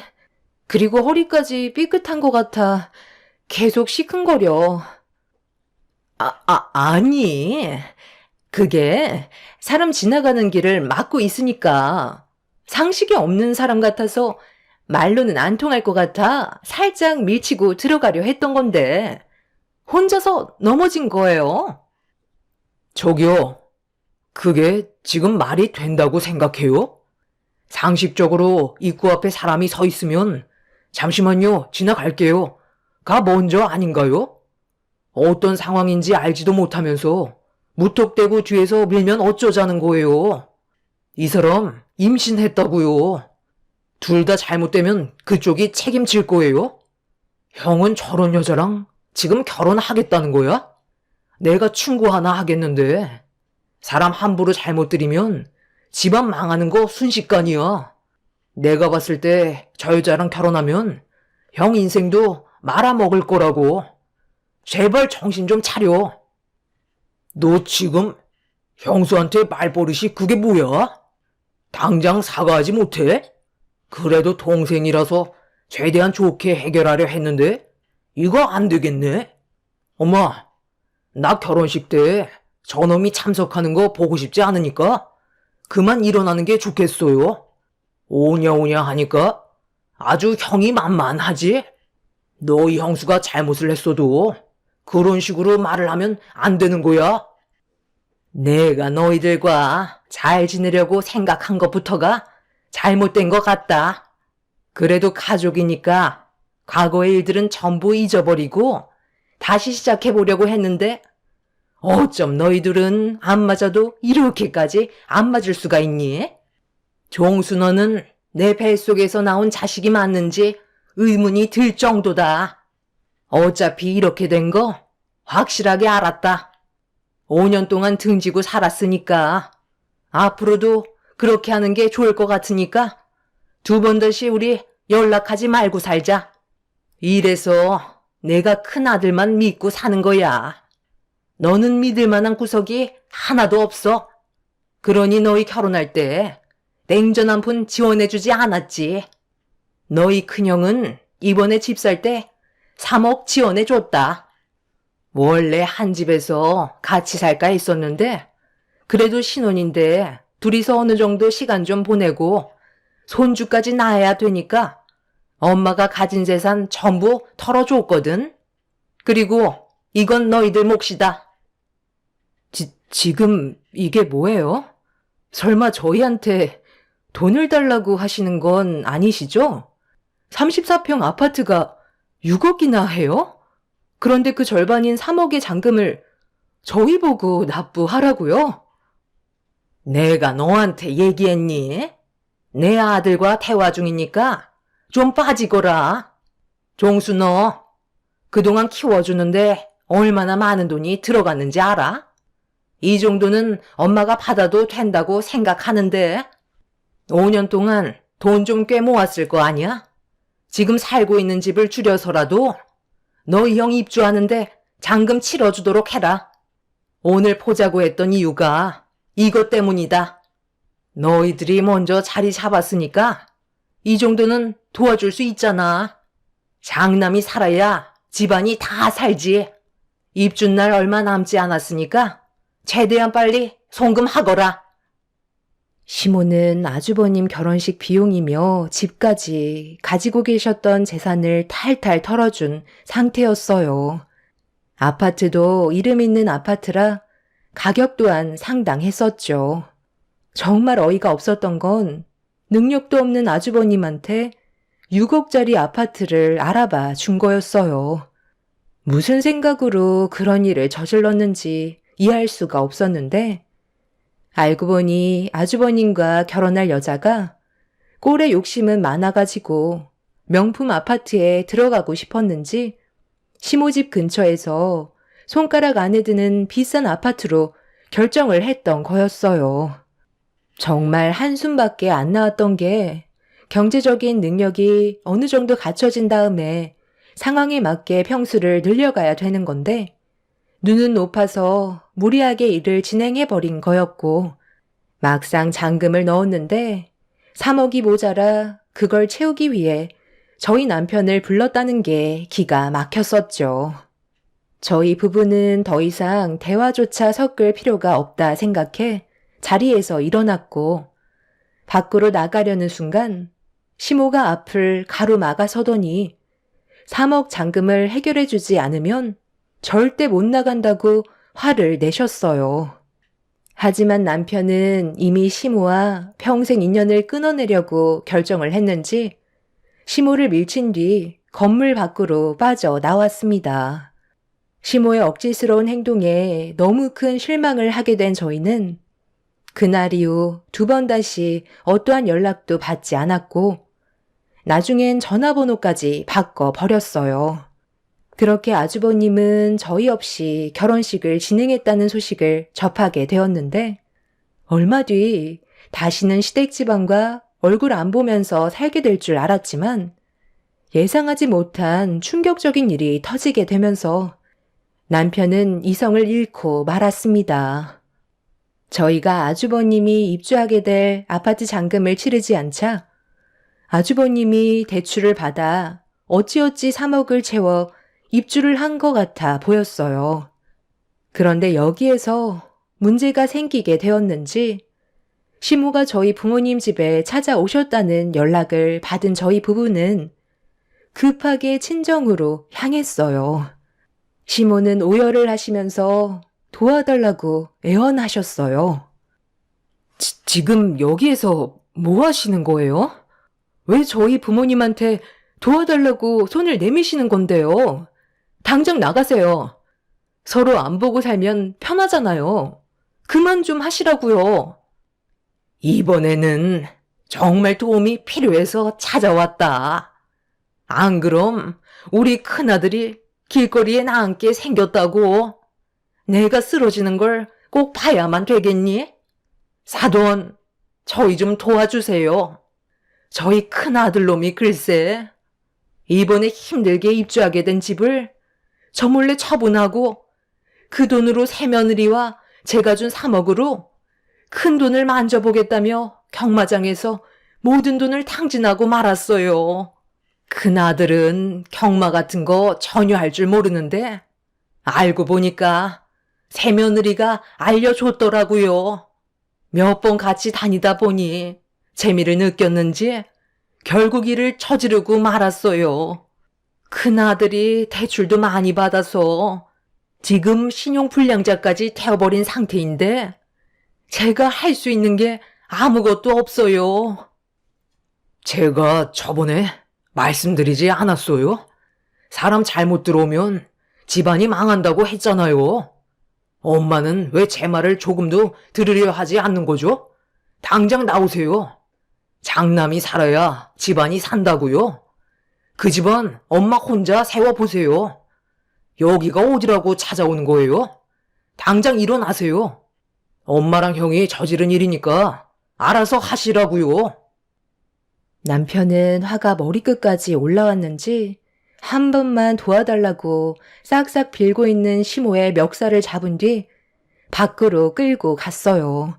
그리고 시모를 차에 태웠습니다. 저도 남편 차에 올라탔고 저희가 향한 곳은 시댁이었어요. 집에 도착하니 아주버님이 라면을 끓여 먹고 있더라고요. 그런데 바닥에 굴러다니는 소주병이 한두 개가 아니었습니다. 아주버님이 소주를 들고 벌컥벌컥 마시자 시모는 뭐 하는 짓이냐고 술병을 뺏었어요.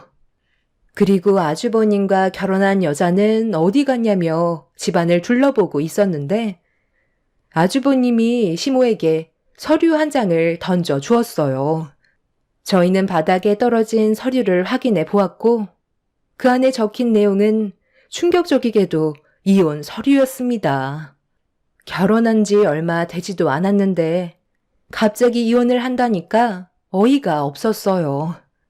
시모가 어떻게 된 거냐면서 손바닥으로 아주버님의 등짝을 사정없이 내려치자 술에 취해서는 힘겹게 말을 이어나가는데 앞이 보이지 않을 정도로 캄캄했어요.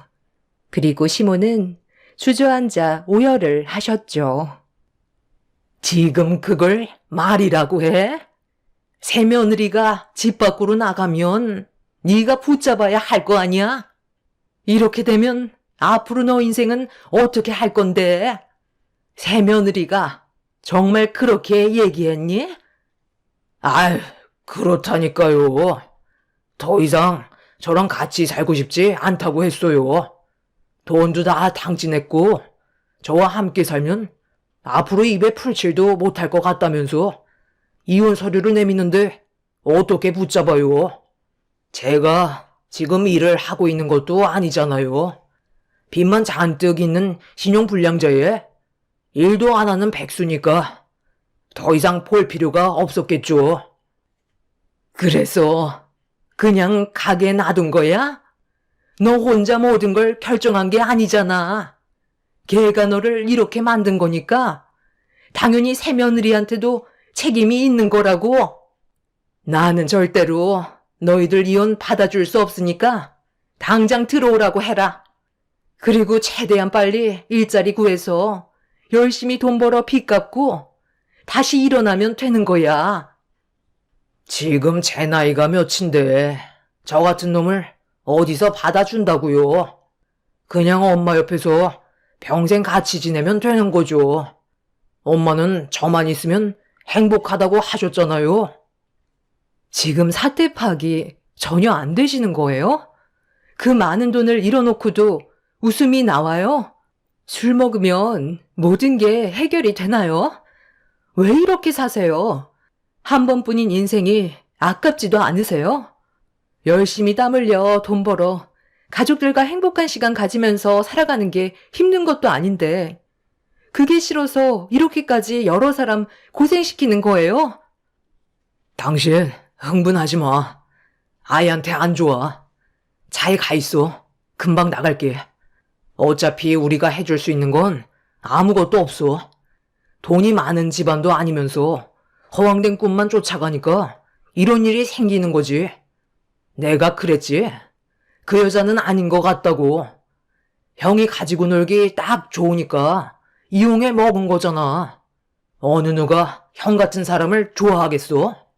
대충 가지고 놀고 단물까지 다 빨아먹은 다음 더 이상 나을 것도 없어 보이니까 이혼 통보한 거잖아. 한두 살 먹은 나이도 아닌데 어떻게 이렇게까지 한심할 수가 있는 거야? 형이 저지른 일이니까 앞으로 정신 똑바로 차리고 살아. 내가 형을 가족으로 받아들이게 되는 날은 3억 탕진한 거 다시 엄마한테 드리고 빚까지 전부 청산했을 때 형으로 인정할 거야. 그 전에는 조금도 도와주지 않을 거니까 자신 없으면 지금이라도 그냥 세상 떠나면 돼. 이렇게 살 바엔 그냥 세상 떠나는 게 좋지 않겠어? 엄마도 제발 정신 차리세요. 장남이라고 해서 지금까지 뭘 했는데요? 엄마 등에 붙어서 빨대만 꽂았지. 제대로 장남 역할을 해준 적은 단 한 번도 없었잖아요. 아버지가 살아계셨다면 형은 뼈도 못 추렸을 거라고요. 어떤 상태인지 전부 확인했고 모든 일들이 해결될 때까지는 절대로 저희한테 연락하지 마세요. 정상적으로 살아가는 저희한테까지 피해를 주지 말라는 거예요. 제 말 알아들으셨어요? 앞으로 정신 똑바로 차리고 사세요. 시모는 술에 취해 허우적대는 아주버님을 부여잡고 오열을 하셨어요. 남편은 더 이상 보고 싶지 않았는지 저를 데리고 밖으로 나왔습니다. 아주버님 때문에 집안이 무너져 내리고 있었는데 한 여자가 들어오면서 무너지고 있는 집안을 회복이 불가능할 정도로 순식간에 쑥대밭으로 만들어버린 뒤 떠나 버렸죠. 그 여자를 상대로 법적으로 소송을 걸면 어느 정도의 위자료를 청구할 수는 있겠지만 남편은 조금도 도와주지 않으려 했어요. 시모와 아주버님이 아직까지 정신을 못 차렸다고 생각하는 것 같습니다. 본인들의 행동에 대해 땅을 치며 후회할 때까지 조금도 도와주지 않을 것 같아요. 저는 남편이 하는 대로 묵묵히 지켜보기만 할 생각입니다. 시모는 아직까지 저희에게 도움을 요청하고 있어요. 시모가 일하실 능력이 되지도 않는데 아주버님은 일당직 일도 알아볼 생각조차 안 하고 있는 상황이죠. 그냥 놔두는 게 속 편할 것 같아요. 도와줘봤자 고마워하기보다 당연하게 생각할 것 같아 저희는 손을 털어 버렸습니다. 앞으로 시모와 아주버님이 정신 바짝 차리고 제대로 살아갔으면 좋겠어요. 모든 걸 정상으로 만들기에는 시간이 많이 필요하겠지만 본인들이 저지른 일이니 알아서 수습하겠죠. 여러분들께서도 저희가 일절 도와주지 않고 가만히 지켜보고 있는 게 맞다고 생각하시나요? 아니면 가족이니까 지금은 힘든 상황이니까 금전적으로 조금의 도움을 주는 게 맞는다고 생각하시나요? 제 사연을 들어주신 분들의 의견 또한 들어보고 싶어요. 끊어내려 해도 끈질기게 붙어 있으려 하는 시댁 집안 식구들 때문에 상당히 골치 아픈 상태입니다. 인연을 끊어낸다는 게 정말 쉽지가 않네요. 제 사연 들어주신 분들 즐거운 주말 보내시길 바랍니다. 감사합니다. 안녕하세요. 저는 돌쟁이 아이를 키우고 있는 30대입니다. 아이를 키우다 보니 자녀 양육에 대한 생각을 매일 하게 되는데요. 특히나 아이가 어느 정도 크면 독립을 하게 되고 그때를 위해서 내가 어떻게 해야 할까 많이 생각을 하고 있습니다. 이런 생각을 더욱 많이 하게 된 계기가 있었는데요. 바로 시모와 남편 때문입니다. 저는 얼마 전까지만 하더라도 이 두 사람 때문에 스트레스가 막심했습니다. 결혼을 할 때부터 시모의 간섭은 정말 심했어요. 연애를 할 때는 남편이 시모에게 크게 애정이 없는 듯 했었는데 결혼을 하고 보니 효자가 따로 없더라고요. 시모가 선을 넘어서 저에게 간섭을 할 때도 남편은 오히려 저를 나무라기도 했죠. 얘 주희야, 너는 그래도 신혼집인데 인테리어가 이게 뭐니? 자고로 신혼집은 화사하고 밝아야지. 그런 게 하나도 없잖아. 아휴, 내가 이래서 신경을 안 쓸 수가 없다니까. 이건 뭐 아무것도 해놓지를 않았네. 그릇은 뭘로 샀니? 어디 한번 보자. 수납장도 깔끔하게 정리를 해야 하는 거야. 결혼할 때 좋은 브랜드를 사서 오래오래 써야 하는 거란다. 그릇은 넉넉하게 샀지? 시댁 식구들 초대도 하고 밥도 자주 먹어야지. 어머님, 그런 건 저희가 다 알아서 잘 샀어요. 이렇게 서랍장 다 열어보시면서 확인 안 하셔도 돼요. 이렇게 확인하지 마시고 소파에 앉아 계세요. 제가 차 한 잔 내올게요. 그런데 갑자기 여기까지 어쩐 일로 오셨어요? 오신다는 말이 없으셔가지고 깜짝 놀랐어요. 말씀하셨으면 집에 있었을 텐데 저 오늘 약속 있어서 조금 있다가 나가봐야 하거든요. 어머, 얘는 내 아들 집에 온다는데 무슨 연락을 해? 그냥 잠깐 근처에 볼 일이 있었는데 시간이 남아서 들린 거야. 여기 근처에 내 친구도 살거든. 어떻게 하고 사나 궁금해서 들린 거야. 근데 너희는 집들이도 안 하니? 그래도 집들이해서 이렇게 살고 있다 보여줘야 하는 거 아니야? 결혼하고 가족들 다 모여가지고 한번 밥 대접하고 그래야 시댁 식구들이 이렇게 사는구나 생각도 하고 그러는 거야. 아, 도은 씨가 말 안 했구나. 저희 집에는 제가 말했는데 저희 집들이 안 하기로 했어요. 집도 좁고 정리도 아직 잘 안 되어 있고요. 거기다가 얼마 안 있다가 저희 이사 갈 건데 집들이 하는 것도 좀 부담이고 그래서요. 저도 도은 씨도 다 일하고 있잖아요. 음식 장만이나 이런 것도 힘들고 그래서 안 하기로 했어요. 거기다가 여기가 층간소음으로 좀 민감해서 다들 그런 거 안 하더라고요. 나중에 이사 가면 그때 한번 생각해 볼게요. 아무리 그래도 결혼하고 나서 시댁 식구들은 불러서 집들이를 해야지.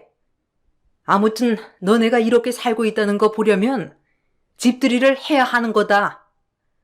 아휴, 근데 이렇게 해놓고 살 거면 내가 너한테 좀 알려줘야 할 게 많을 것 같구나. 도은 아빠는 사실 이런 거에 좀 무덤덤한 편이라서 내가 나서지 않으면 평생 너네 집 못 볼 것 같아서 이렇게 온 거다. 이제는 이런 일 네가 다 알아서 말해야지. 어떻게 도은이가 말하라고 그냥 내버려 두고 있었니? 집안일은 원래 여자가 다 챙겨서 하는 거야. 그런 것도 모르니? 안 그래도 너한테 집안일 좀 알려주려고 했는데 어디 갈 거니? 급한 거 아니면 취소하고 나한테 오늘 살림 좀 배우자. 네? 아니, 그래도 어떻게 선약을 취소하라고 하세요? 저 예전에 약속한 일이라서 취소 못해요. 어머님, 살림 알려주실 거면 도은 씨한테도 말해주세요. 안 그래도 집에서 아무것도 안 해가지고 저희 매일 투닥투닥 하는데 도은 씨도 좀 해야죠. 아무것도 못 하더라고요. 아니, 얘가 무슨 집안일을 해? 집안일은 여자 몫인데 왜 제가 하냐고? 밖에서 돈 벌잖아. 집안일은 네가 배워야지. 왜 아들이 배우고 있어? 그러면 너 언제 시간 되는데? 너 시간 될 때 내가 와서 살림 알려줄게. 아니다. 집 비밀번호 내가 알고 있으니 종종 와서 들리마. 그때마다 반찬 레시피나 이런 거 적어두고 갈 테니 보고 한번 해보고 어려우면 언제든지 전화해라. 아휴, 나 어릴 적에는 시집 와서 우리 엄마가 이런 거 싹 다 해놓고 가셨는데 너네 엄마는 이런 것도 신경 안 써준다니? 시모는 아무렇지 않게 막말을 내뱉었죠. 결혼을 할 때는 세상 신세대 어머님처럼 이야기를 하셨는데 막상 결혼을 하고 보니 집안일은 여자가, 남자는 밖에서 돈 버는 사람이라는 옛날 인식이 그대로 박혀 계신 분이셨어요.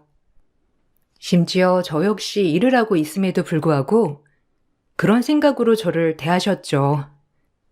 무엇보다 친정을 무시하는 행동도 서슴없이 보이셨습니다.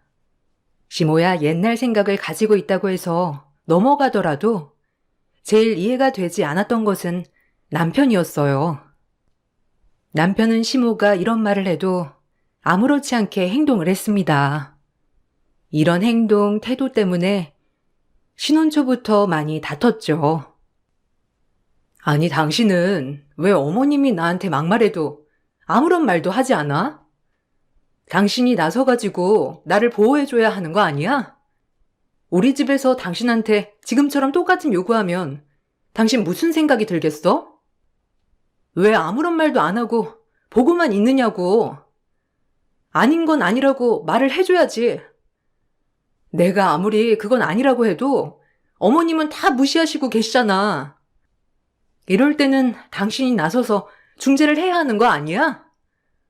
왜 남의 일처럼 그렇게 그냥 보고만 있어? 그럼 어떻게 하라는 거야? 내가 그 자리에서 뭐라고 하면 엄마가 다음에는 더 너한테 괴롭힐 텐데. 그럼 그렇게 해? 그냥 내가 아무것도 안 하고 있는 게 나아. 그리고 엄마가 너한테 말하는 거 좀 독하게 말할 수 있지만 결국에는 너한테 다 도움되는 말이잖아. 네가 속뜻은 안 보고 그냥 말하는 것만 듣고 너무 예민하게 생각하는 것도 있는 것 같아. 그리고 그냥 앞에서 내내 하고 넘기면 되는 거 아니야? 내가 왜 내내 해야 하는데? 왜 그렇게 해야 하는지 전혀 이해를 못하겠어. 그냥 들어도 솔직히 이상한 말 아니야? 거기다가 왜 우리 엄마는 말씀하시는 거야?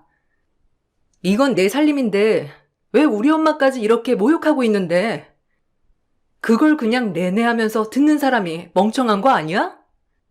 이럴 거면 그냥 각자 집안에 알아서 하자. 난 이제부터 우리 집만 챙길 테니 당신도 당신 집만 챙겨. 이런 말 들으면서까지 내가 호호 웃으며 대할 필요는 없는 것 같으니까. 무슨 말을 그렇게 해? 너 진짜 머리가 어떻게 된 거 아니야? 결혼을 했는데 각자 챙기자는 게 솔직히 말이나 돼? 아무리 그래도 그건 아니야. 그리고 내가 너한테 엄마가 하라는 대로 그대로 하라고 했어? 뭐라고 했어? 그냥 앞에서만 내내 하라고 한 거잖아. 엄마가 좀 말하는 게 세게 말하는 경향이 있긴 하지만 그렇다고 해서 너한테 나쁜 말을 하는 건 아니잖아. 다 너 생각해서 하는 소리야. 듣기 싫으면 그냥 내내 하고 넘기라는 거야. 남편은 제가 받는 스트레스에 대해서는 전혀 이해를 하지 못했습니다. 그렇지만 시모를 저보다 잘 알고 있는 건 당연 남편이었기 때문에 신혼 초기에는 남편의 말처럼 그냥 한 귀로 듣고 한 귀로 흘리면서 시모를 만나게 되었죠. 그러다 보면 나중에 시간이 지나면 괜찮아질 거라고 생각을 했는데 전혀 그게 아니었습니다. 오히려 시모는 점점 자신의 생각이 다 맞는다고 생각을 하면서 우리 집의 모든 것을 다 컨트롤하려고 했습니다. 그럴 때마다 저는 스트레스를 더 많이 받았고 남편과의 사이도 점점 멀어지기 시작했죠. 결혼하고 나서 첫 시모의 생일날에는 저와 남편 모두 출근을 했습니다. 며칠 전부터 남편에게 저녁 식사 대접을 하겠다고 약속을 잡으라고 말을 했는데 별 생각 없이 퇴근을 하고 바로 시댁에 방문하게 되었습니다. 그런데 시모의 태도가 심상치 않더라고요. 주희야, 너 오늘 네 시어머니 생신인 거 알고 있었니? 아무리 일하느라 정신이 없다곤 하지만 그래도 결혼하고 처음 맞는 시어머니 생신인데 아침부터 연락이라도 해주지 그랬니? 생신 축하드린다. 연락이라도 해주면 얼마나 좋아? 그리고 점심에 잠깐 와서 미역국이라도 끓여줄 수 있는 거 아니니? 반차를 내거나 휴가를 낼 수도 있는 건데 그저 저녁에 식사 대접을 한다고 넘기는 건 나도 아닌 것 같구나. 네? 전에 도은 씨가 말씀드린 거 아니에요? 오늘 저녁 식사 대접도 하지만 얼마 전에 어머님께 가방도 사드렸잖아요. 그거 제가 사드린 건데. 아침 새벽부터 출근하느라 저도 정신이 없었어요. 도은 씨가 어머님께 생신 축하드린다고 전화도 안 드렸어요? 아니, 너는 결혼을 하면 여기 식구 아니니? 내가 정말 서운해도 다 이해해 보려고 했다. 그런데 말하는 거 봐라 정말. 여보, 내가 이래서 서운한 거라니까. 얘는 우리 집을 그냥 남으로 생각하나 봐. 내가 서운 안 하게 생겼어? 주희 너, 내가 전에도 말했지? 이제는 집안일 네가 챙겨야 하는 거라고. 우리 집 남자들은 네가 들어왔으니 내 생일도 네가 알아서 잘 챙기겠거니 한 거지. 너 들어오기 전에는 당연히 우리 집 남자들이 챙겼지만 이제는 네가 있잖아. 그래서 내가 말하지 않았니? 집안일은 네가 챙겨야 하는 거라고. 아유, 내가 정말 이래서 살림 알려준다고 한 거였는데. 제가 그래서 저녁에 식사 대접을 한다고 한 거잖아요. 그리고 어떻게 일하는데 와서 점심을 차리라고 하시는 거예요? 여기까지 오는 것만 30분이에요. 그런데 언제 와서 언제 밥을 차리고 언제 정리를 해서 가라고 하시는 거예요? 그래서 저녁 좋은 곳에서 대접해 드린다고 했잖아요. 아무리 그래도 아침부터 연락해서 죄송하다. 생신상은 못 차려드릴 것 같다. 해야 하는 거 아니니? 너는 며느리가 되어서 이런 것도 안 챙기고 뭐 하는 거야? 네 시엄마가 마음이 넓어서 이런 거 다 용서하고 지나간다고 하는 거? 내가 옆에서 보니까 안쓰러워서 안 되겠다. 아유, 여보. 너무 뭐라고 하지 말아요. 아직 아무것도 모르는 애잖아요.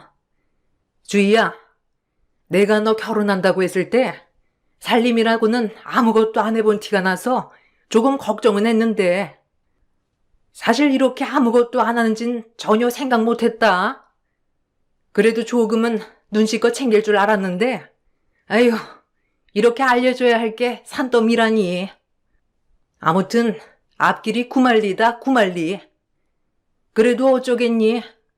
내가 너한테 이렇게 서운한 거 안 풀면 어떻게 할 거야?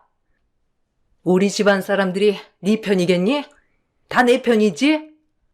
내가 뒤돌면 너는 여기 집에서 왕따 아니니? 내가 너 왕따 시킬 수 없으니 다 용서해 줄게. 시모와 시부의 황당한 말이 정말 화가 나고 어이가 없었지만 남편은 그 말들을 그냥 들으면서도 아무런 말도 하지 않았죠. 저는 너무 화가 나서 참을 수 없는 눈물이 그대로 나왔습니다. 어찌어찌 생일을 보내고 집으로 오면서 남편과 정말 많이 다퉜죠. 당신 오늘 내가 들었던 말이 정말 맞는 말이라고 생각해? 그래서 아무런 말도 하지 않고 있었던 거야?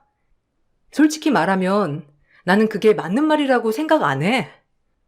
아침 새벽부터 출근하느라고 정신없이 나와서 하루 종일 일하다가 퇴근하자마자 시댁으로 갔어. 저녁 식사 대접하겠다고 며칠 전부터 말했고, 거기다가 가방도 사드렸는데, 고작 생신상 안 차리고 생신 축하 연락 안 했다고 이런 말까지 내가 들어야 되겠어? 정말 나는 어머님께 밉보이면 이 집에서 왕따야? 너는 왜 말 하나하나 의미 부여하는 거야? 그냥 엄마가 화나서 한 말 가지고 뭘 그렇게 의미를 부여하고 있냐고. 애도 아니고. 생신인데 당연히 하나밖에 없는 며느리가 아무런 말도 안 하니 서운할 수도 있는 거지. 그리고 우리 집에 남자밖에 없어서 소소하게 챙겨주는 것도 없었어. 그래서 그럴 수 있어. 너무 서운해 하지 마. 엄마 생신이잖아. 그냥 그러려니 하고 넘어가. 너무 속 좁게 왜 그래? 뭐? 속이 좁아? 맞벌이하는 며느리 낮에 와서 생신상 안 차렸다고 뭐라 하는 게 당연하다는 거야? 그걸 이해 못하는 내가 속 좁은 거고? 당신 진짜 내가 어떻게 했으면 좋겠다는 거야? 내가 당신 집에서 하라는 거 내내 하면서 진짜 했으면 좋겠다고 생각하는 거야? 난 그렇게 못 살아. 당신도 시부모님이랑 같은 생각이면 난 당신이랑 더 이상 같이 못 살 것 같아. 그만 살자. 뭐? 이거 가지고 뭐 헤어진다는 거야? 그냥 시간 지나면 괜찮아질 문제야. 엄마 아빠도 전 며느리가 들어오니까 지금 기대하는 게 커서 그러는 거지. 우리도 그렇잖아. 처음 경험하는 건 서툴고 그럴 수 있는 거잖아. 당신이 불편했다면 미안해. 내가 중간에서 노력할 테니까 그런 말 하지 마. 나 더 이상 그냥 참고 살 수 없어. 다시 한번 이런 문제가 생기면 나 솔직히 참지 못할 것 같아. 당신이랑도 더 이상 못 살 것 같고. 지금 잘 생각해봐. 시부모님이 하는 말이 당신 생각이랑 같은지 생각해 보라고. 지금이라도 아니다 싶으면 그만두자. 남편은 제가 헤어지자고 한 이후로는 태도가 많이 바뀌었습니다. 전보다 적극적으로 제 편을 들어주고 어머님께도 따로 전화를 하면서 말을 하는 듯 했죠. 시모도 저에게 직접적으로 뭐라고 하지 않았습니다. 살림 간섭도 전보다 훨씬 줄어들고 시댁 식구들과도 거리를 두게 되었죠. 그러다 보니 자연스럽게 남편과의 사이도 좋아졌습니다. 그렇게 결혼 1년 후 임신을 하게 되었습니다. 임신 소식을 듣고서 양가 부모님이 정말 좋아하셨어요. 양가 모두 첫 손주이기 때문이었죠. 아이를 임신했다는 행복도 잠시 친정에 큰일이 생겼습니다. 바로 엄마가 암에 걸리셨다는 것이었어요. 친정집은 한순간에 슬픔으로 가득 차게 되었죠. 그렇지만 엄마가 첫 손주를 위해서라도 열심히 항암 치료를 받겠다고 하셔서 희망 속에 살아가고 계셨습니다. 그 말을 듣고서 시모는 또 막말을 시작하셨죠. 아이고, 어떡해. 엄마가 암이시라고? 좀 건강은 어떠시니? 그래도 요즘은 항암 치료 받으면 금방 괜찮아진다고 하더라. 예전에야 암이 죽을 병이지. 지금은 완치율도 높다고 하니 너무 걱정하지 말거라. 스트레스를 많이 받으면 아이한테도 영향을 줄 수 있으니까 너도 너무 거기에 신경 쓰지 말거라. 알지? 아이 임신한 사람은 몸도 마음도 조심해야 한다는 거. 네, 잘 알고 있어요. 엄마도 첫 손주를 위해서 열심히 항암 치료를 받고 있으세요. 전보다 운동도 많이 하시고 음식도 건강하게 잘 드시고 계시고요. 우리 뱃속의 복덩이가 정말 복덩이인가 봐요. 솔직히 엄마가 암이라고 하셔서 하늘이 무너지는 줄 알았는데 엄마가 우리 복덩이 때문에 더 열심히 치료받는다고 하시니 정말 복덩이인 것 같아요. 그래, 그래도 아이 태어나기 전에 낳으셔야 할 텐데, 그건 힘드시겠지? 아유, 걱정이다. 그런 거 다 영향 주는데. 엄마랑은 너무 자주 만나지 말거라. 솔직히 아무리 옮기지 않는다고 하지만 그게 또 영향을 줄 수 있는 거 아니겠니? 너는 새 생명이 있는 사람이니까 아무나 막 만나면 안 되는 거야. 네?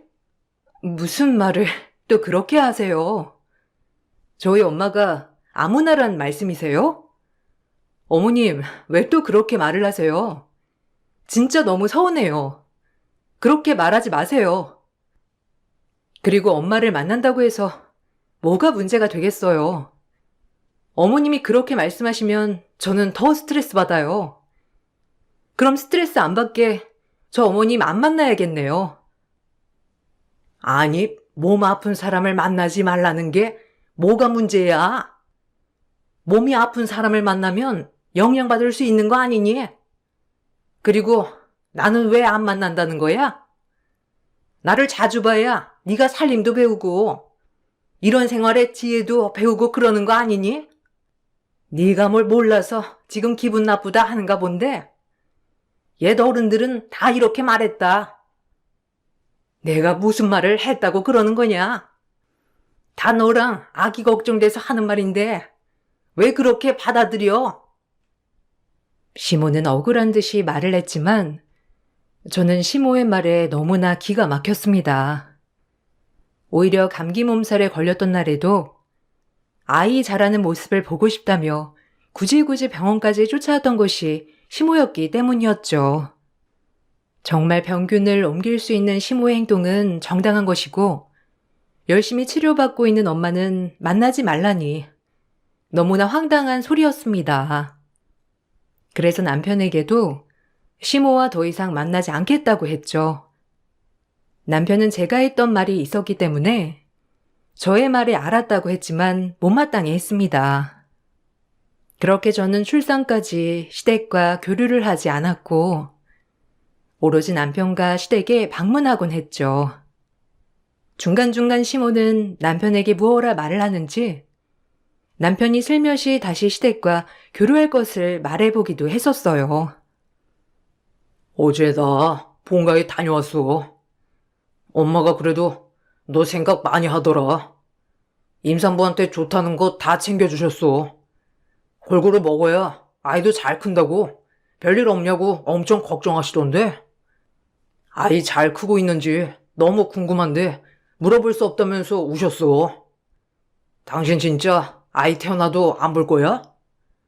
엄마가 미안하대. 그렇게 말한 거. 그냥 걱정돼서 한 말이라고 하시는데 굳이 이렇게까지 해야 되겠어? 나 2번 말 안 할 거야. 저번에도 말했잖아. 나 무시하는 것도 기분 나쁜데 우리 집까지 무시하는 건 못 참는다고.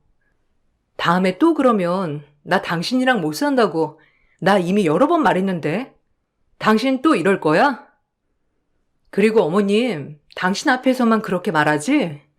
내 앞에서는 그런 식으로 말 안 한다고. 내가 얼마나 여러 번 말해야 알아들을 거야? 당신한텐 천사표 엄마일지 몰라도 나한텐 시어머니야. 당신한텐 엄마지만 난 시어머니라고. 알았어. 근데 엄마 속마음이 그게 아니라는 것만 알아둬. 그래도 아이 태어나면 손주는 한번 보게 해줄 거지? 엄마가 미안하다고 전해달래. 당신한테 못할 말 한 것 같다면서 미안하다고 하시더라고. 그러니까 지금 당장 보라고 하는 게 아니고 당신 마음 풀리면 그때는 한번 보자는 거지. 시댁에서는 저에게 미안하다는 말을 계속 전달을 했습니다. 출산까지 교류를 하지 않았지만 그래도 계속해서 얼굴을 안 볼 수 없다는 생각은 하고 있었죠. 그렇게 시간은 흘러 아이를 출산하게 되었습니다. 아이를 출산하고 나니 엄마가 얼마나 고생을 하면서 저를 낳고 키웠는지 알 수 있게 되었죠. 마찬가지로 시모도 남편을 이렇게 힘들게 낳고 키웠겠구나 생각이 들어 마음이 많이 풀렸어요. 퇴원을 하고 아이와 집에 온 날, 저는 엄마와 시모를 모두 초대했습니다. 엄마는 너무나 기쁜 마음으로 바로 집으로 오겠다고 연락을 해 오셨어요. 먼 거리에 있었던 엄마보다 일찍 도착을 한 것은 시모였습니다. 도은아, 주희야, 정말 축하한다. 드디어 너희가 부모가 되었구나. 우리 아들 항상 어린 아들이라고 생각했는데 드디어 아빠가 되었구나. 주희도 너무 고생했다. 아이 낳느라 정말 힘들었겠어. 우리 손주 얼굴 한번 보자. 아이고, 얼굴이 이렇게 또렷하고 이쁜 게 우리 아들 어릴 때랑 똑같구나. 역시나 유전자가 좋으니까 이렇게 이쁜 아이가 나오네. 주희는 아이 수유는 했니? 얘가 딱 보니 순한 게 너는 아이 키우기 쉽겠다. 그치, 엄마. 우리 엄마는 고생하면서 나 키웠잖아. 엄마가 나는 새벽마다 잠도 안 자고 내내 울었다면서 엄청 고생했다고 말해줬지? 우리 애는 그래도 나 안 닮았나 봐. 주희 닮았나 보더라고. 너무 순하게 잠도 잘 자고 먹는 것도 잘 먹고 정말 착해. 아이 태어나니까 엄마 생각 진짜 많이 나더라고. 아빠도 안 도와주고 엄마 얼마나 힘들었어. 아이고, 우리 아들 다 컸네. 이렇게 엄마 걱정도 해주고. 그래도 우리 아들 순하고 어지렀어. 아주 어릴 때만 그랬고 나중에는 잠도 잘 자고 착했어. 우리 손주도 그걸 닮았나 보네. 주희야, 내가 그때는 미안했어. 이렇게 얼굴 보고 사과할 수 있어서 다행이네. 내가 나쁜 뜻으로 한 말은 아니지만 너한테 상처가 되었다고 하니 정말 미안하다. 아이는 내가 오늘 봐줄 테니까 들어가서 푹 쉬어라. 도은아, 이거 엄마가 고아온 건데 주방에 좀 가져다 줄래? 저녁은 내가 해줄게. 시모는 미안하다고 하면서 아이를 봐줄 테니 푹 쉬라고 했죠.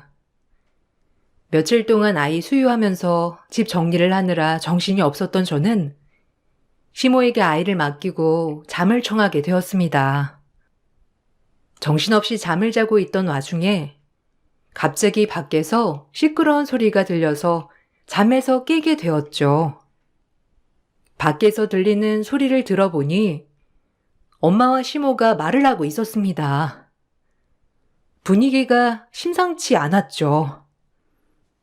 아니, 사돈, 지금 이게 뭐 하시는 거예요? 저희 딸 보러 왔어요. 아이 낳았는데 지금껏 얼굴 한번 못 봐서 집에 왔다고 하니 보려고요. 근데 왜 못 들어가게 하세요? 딸아이 얼굴만이라도 보고 가겠습니다. 아, 왜 이렇게 하는 겁니까? 오래 있을 것도 아니고 우리 딸 얼굴만 보고 간다는데 왜 이렇게 하시는 거냐고요? 한서방, 자네 왜 그렇게 보고만 있나? 사돈, 미안하지만 집안에는 들어갈 수 없겠네요. 정 들어가고 싶거든 암 다 낳고 오세요. 암도 다 안 낳았는데 아이 낳은 신성한 집에 들어오면 되겠어요? 아유, 주희가 왜 저렇게 개념이 없나 했더니만, 에휴. 아무튼 아이 낳은 집은 이렇게 맘대로 들어오는 거 아닙니다. 예전에는 금줄 쳐서 아무나 못 들어오게 했는데, 에휴, 세상이 편해가지고 이런 것도 없고 어쨌든 오시지 마세요. 아니, 지금 시대가 어느 때인데 암이 전염되는 것도 아니고 저 치료 잘 받고 거의 다 나았어요. 왜 이렇게까지 하시는 거예요? 저야말로 답답하네요. 알겠어요. 아이는 안 볼 테니까 그냥 우리 딸 얼굴만 보고 싶어서 온 거니까 얼굴만 보고 가게 해주세요. 손주는 안 보고 그냥 갈 테니까 그냥 딸아이 얼굴만 보고 집에 갈 테니 좀 문 좀 제대로 열어주세요. 아니, 안 된다니까 그러네. 그 몰골 보면 보양이 안 돼. 당장 가요, 가. 푹 쉬어야 하는 애한테 그 몰골 보여주면 어쩌겠다는 거예요? 참나. 제가 푹 쉬어야 우리 손주 건강하게 모유수유할 거 아니에요. 안 그래도 가슴도 조금해서 나을 것도 없구먼. 친정엄마가 도움을 못 줄 망정. 아무튼 정 오시고 싶으시면 그럼 우리 손주 모유수유 끝날 때 오세요. 그때 되면 제가 슬프든 스트레스 받든 상관없으니까 모유수유 끝나면 오시든가 하세요.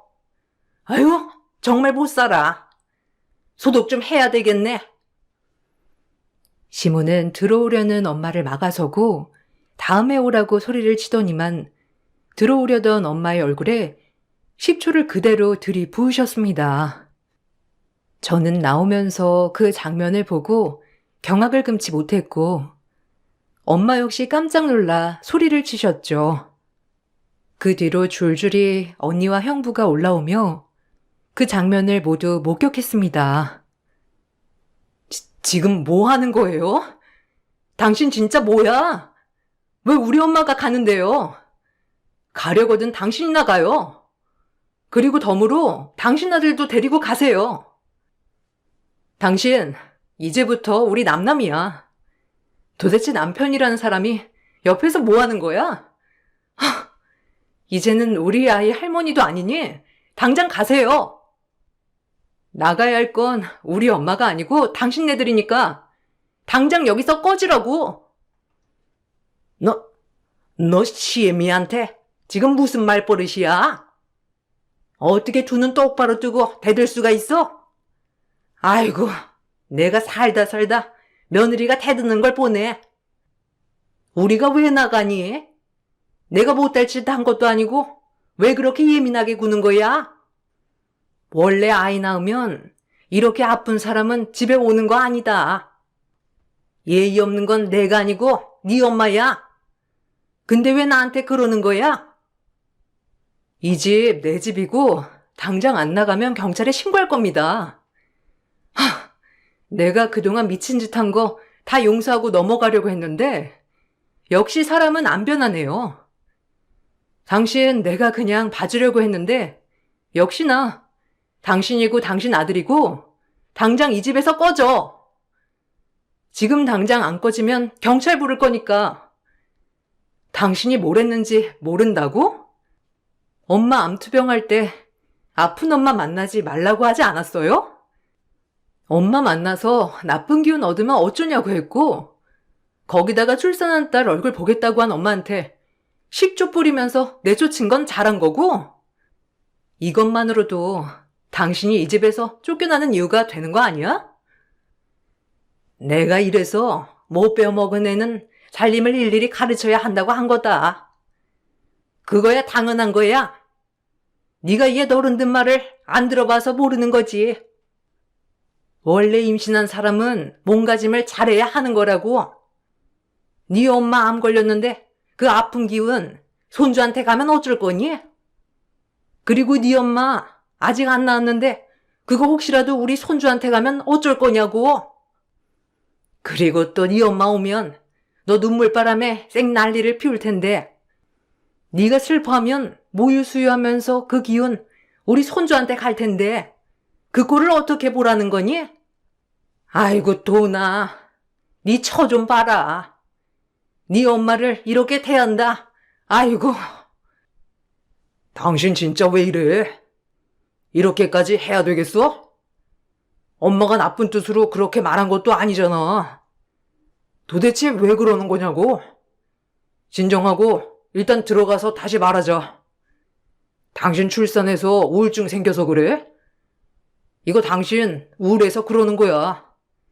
좀 진정하고 나중에 다시 말하자. 남편은 난리를 피우는 시모를 데리고 갔습니다. 그 뒤로도 남편은 저에게 시모에게 사과를 하라며 연락을 해왔지만 저는 남편에게 이혼을 하자고 했죠. 그 뒤로 연락을 하지 않았던 남편은 시간이 좀 더 지나고 나서야 미안하다는 연락이 왔습니다. 미안해. 엄마가 장모님한테 그렇게까지 할 줄은 몰랐어. 내가 너무 가볍게 생각을 했던 것 같아. 그렇지만 당신도 좀 이해를 해줘. 엄마한테는 첫 손주잖아. 그만큼 소중하고 귀해서 더 아끼는 마음으로 그렇게 말씀하신 거야. 나도 당황스러웠어. 우리 엄마도 잘못했지만 솔직히 당신도 잘한 건 없잖아. 그래도 어른인데 꺼지라 마라 하는 건 예의가 아니지. 너도 나도 잘못했으니까 우리 그만 싸우자. 너도 나도 잘못했다고? 와, 그게 진짜 말이야 방귀야? 당신 나랑 지금 장난하자는 거야? 이건 모두 당신이랑 당신 엄마 잘못이야. 그러니까 나는 당신 용서할 생각도 같이 살 생각도 없어. 이제는 정말 당신이랑 끝내야 할 때인 것 같다. 안 그래도 당신이랑 당신 엄마 때문에 고민이었는데 역시나 당신이랑 당신 엄마는 진짜 아닌 것 같다. 다시는 연락하지 마.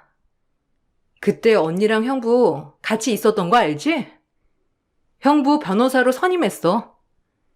이혼 소송할 거니 그렇게 알아. 뭐? 이깟 일로 무슨 헤어지자는 거야? 이제 우리 아이 태어났어. 우리 가족 행복할 일만 남았는데 도대체 무슨 헤어지자는 말을 이렇게 쉽게 하는 건데? 나 당신이랑 헤어질 수 없어. 그리고 뭘로 헤어지겠다고 하는 거야? 그건 엄마가 좀 말실수를 했지만 당신도 잘한 거 없잖아. 그거 가지고 법원에서 헤어지라고 할 것 같아? 우리 힘 빼지 말고 다시 잘 살아보자. 그래, 당신은 항상 잘못 없다고 생각을 하지. 법원에서 가는 소장 자세히 읽어봐. 그리고 그 결과가 어떻게 나온지도 보고. 아마 잘 준비해야 할 거야. 형부가 말았는데 진작에 이혼할 수 있는 걸 지금까지 참았던 내가 대단하다고 하더라. 그 정도야 지금. 당신이랑 당신 엄마가 지금까지 나를 그 정도로 괴롭힌 거라고. 당신 왜 결혼했니?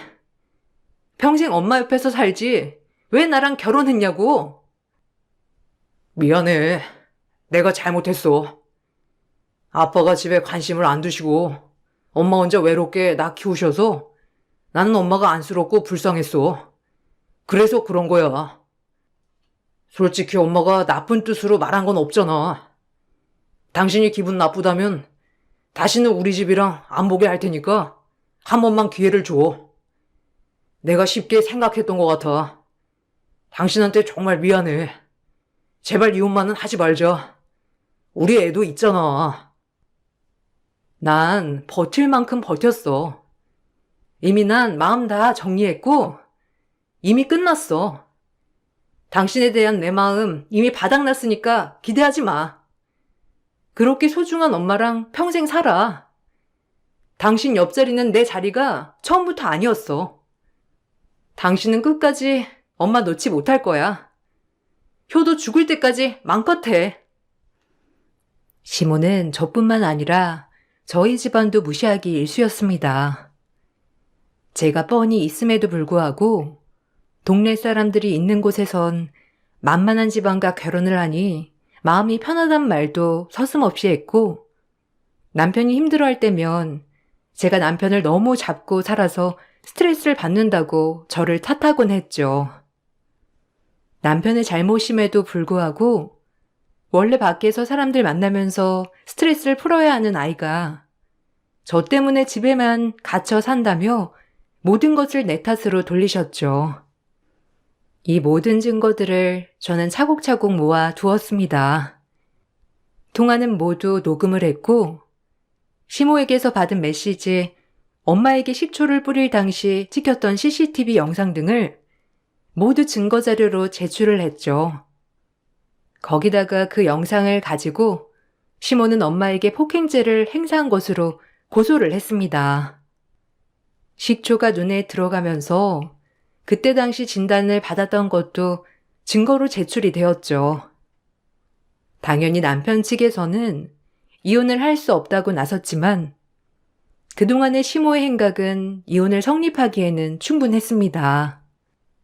남편 앞에서는 세상 좋은 시모인 척했지만 저와 있을 때 했던 막말들, 무시했던 행동들 모두 충분했죠. 그렇게 우리는 헤어지게 되었습니다. 이혼의 결정적인 요인이었던 제3자 시모에게도 위자료 청구가 들어가게 되었고, 저는 남편과 시모에게 모두 위자료를 받고 이혼을 하게 되었어요. 거기다가 시모는 폭행 혐의가 성립되면서 처벌도 받게 되었습니다. 시모는 다음 며느리를 받아보려고 여기저기 주선을 알아보고 있지만 이미 동네방네 마마보이 집착 시모 소문이 돌면서 아무도 주선을 해주지 않는다고 해요. 사실 저와 이혼을 하면 저는 당연히 남편이 본가로 들어가 살 줄 알았어요. 그런데 남편은 본가로 들어가지 않고 따로 나와 살고 있다고 하더라고요. 시모 역시 아들의 이혼에 결정적인 역할을 했다는 것이 밝혀지면서 시부와도 이혼 위기로 별거에 들어갔다고 합니다. 결국 세상 둘도 없었던 모자는 제가 없어지니 그 사랑도 끝난 것 같더라고요. 참 웃기는 일이죠. 저는 아이와 함께 행복하게 잘 지내고 있습니다. 아이를 키우면서 더욱 느낀 것은 아이는 제 분신이 아니라 하나의 인격체라는 것이었죠. 이 아이를 키우면서 나중에 성인이 되고 독립을 했을 때 스스로 잘 살 수 있도록 해야 한다는 것을 매번 느끼고 있습니다. 나중에 아이가 결혼을 한다고 하더라도 절대로 나는 그런 사람이 되지 않아야지 다짐하고 있어요. 제 이야기 들어주셔서 감사합니다. 저도 아이와 함께 잘 지내보려고요. 모두들 행복하시길 바랄게요.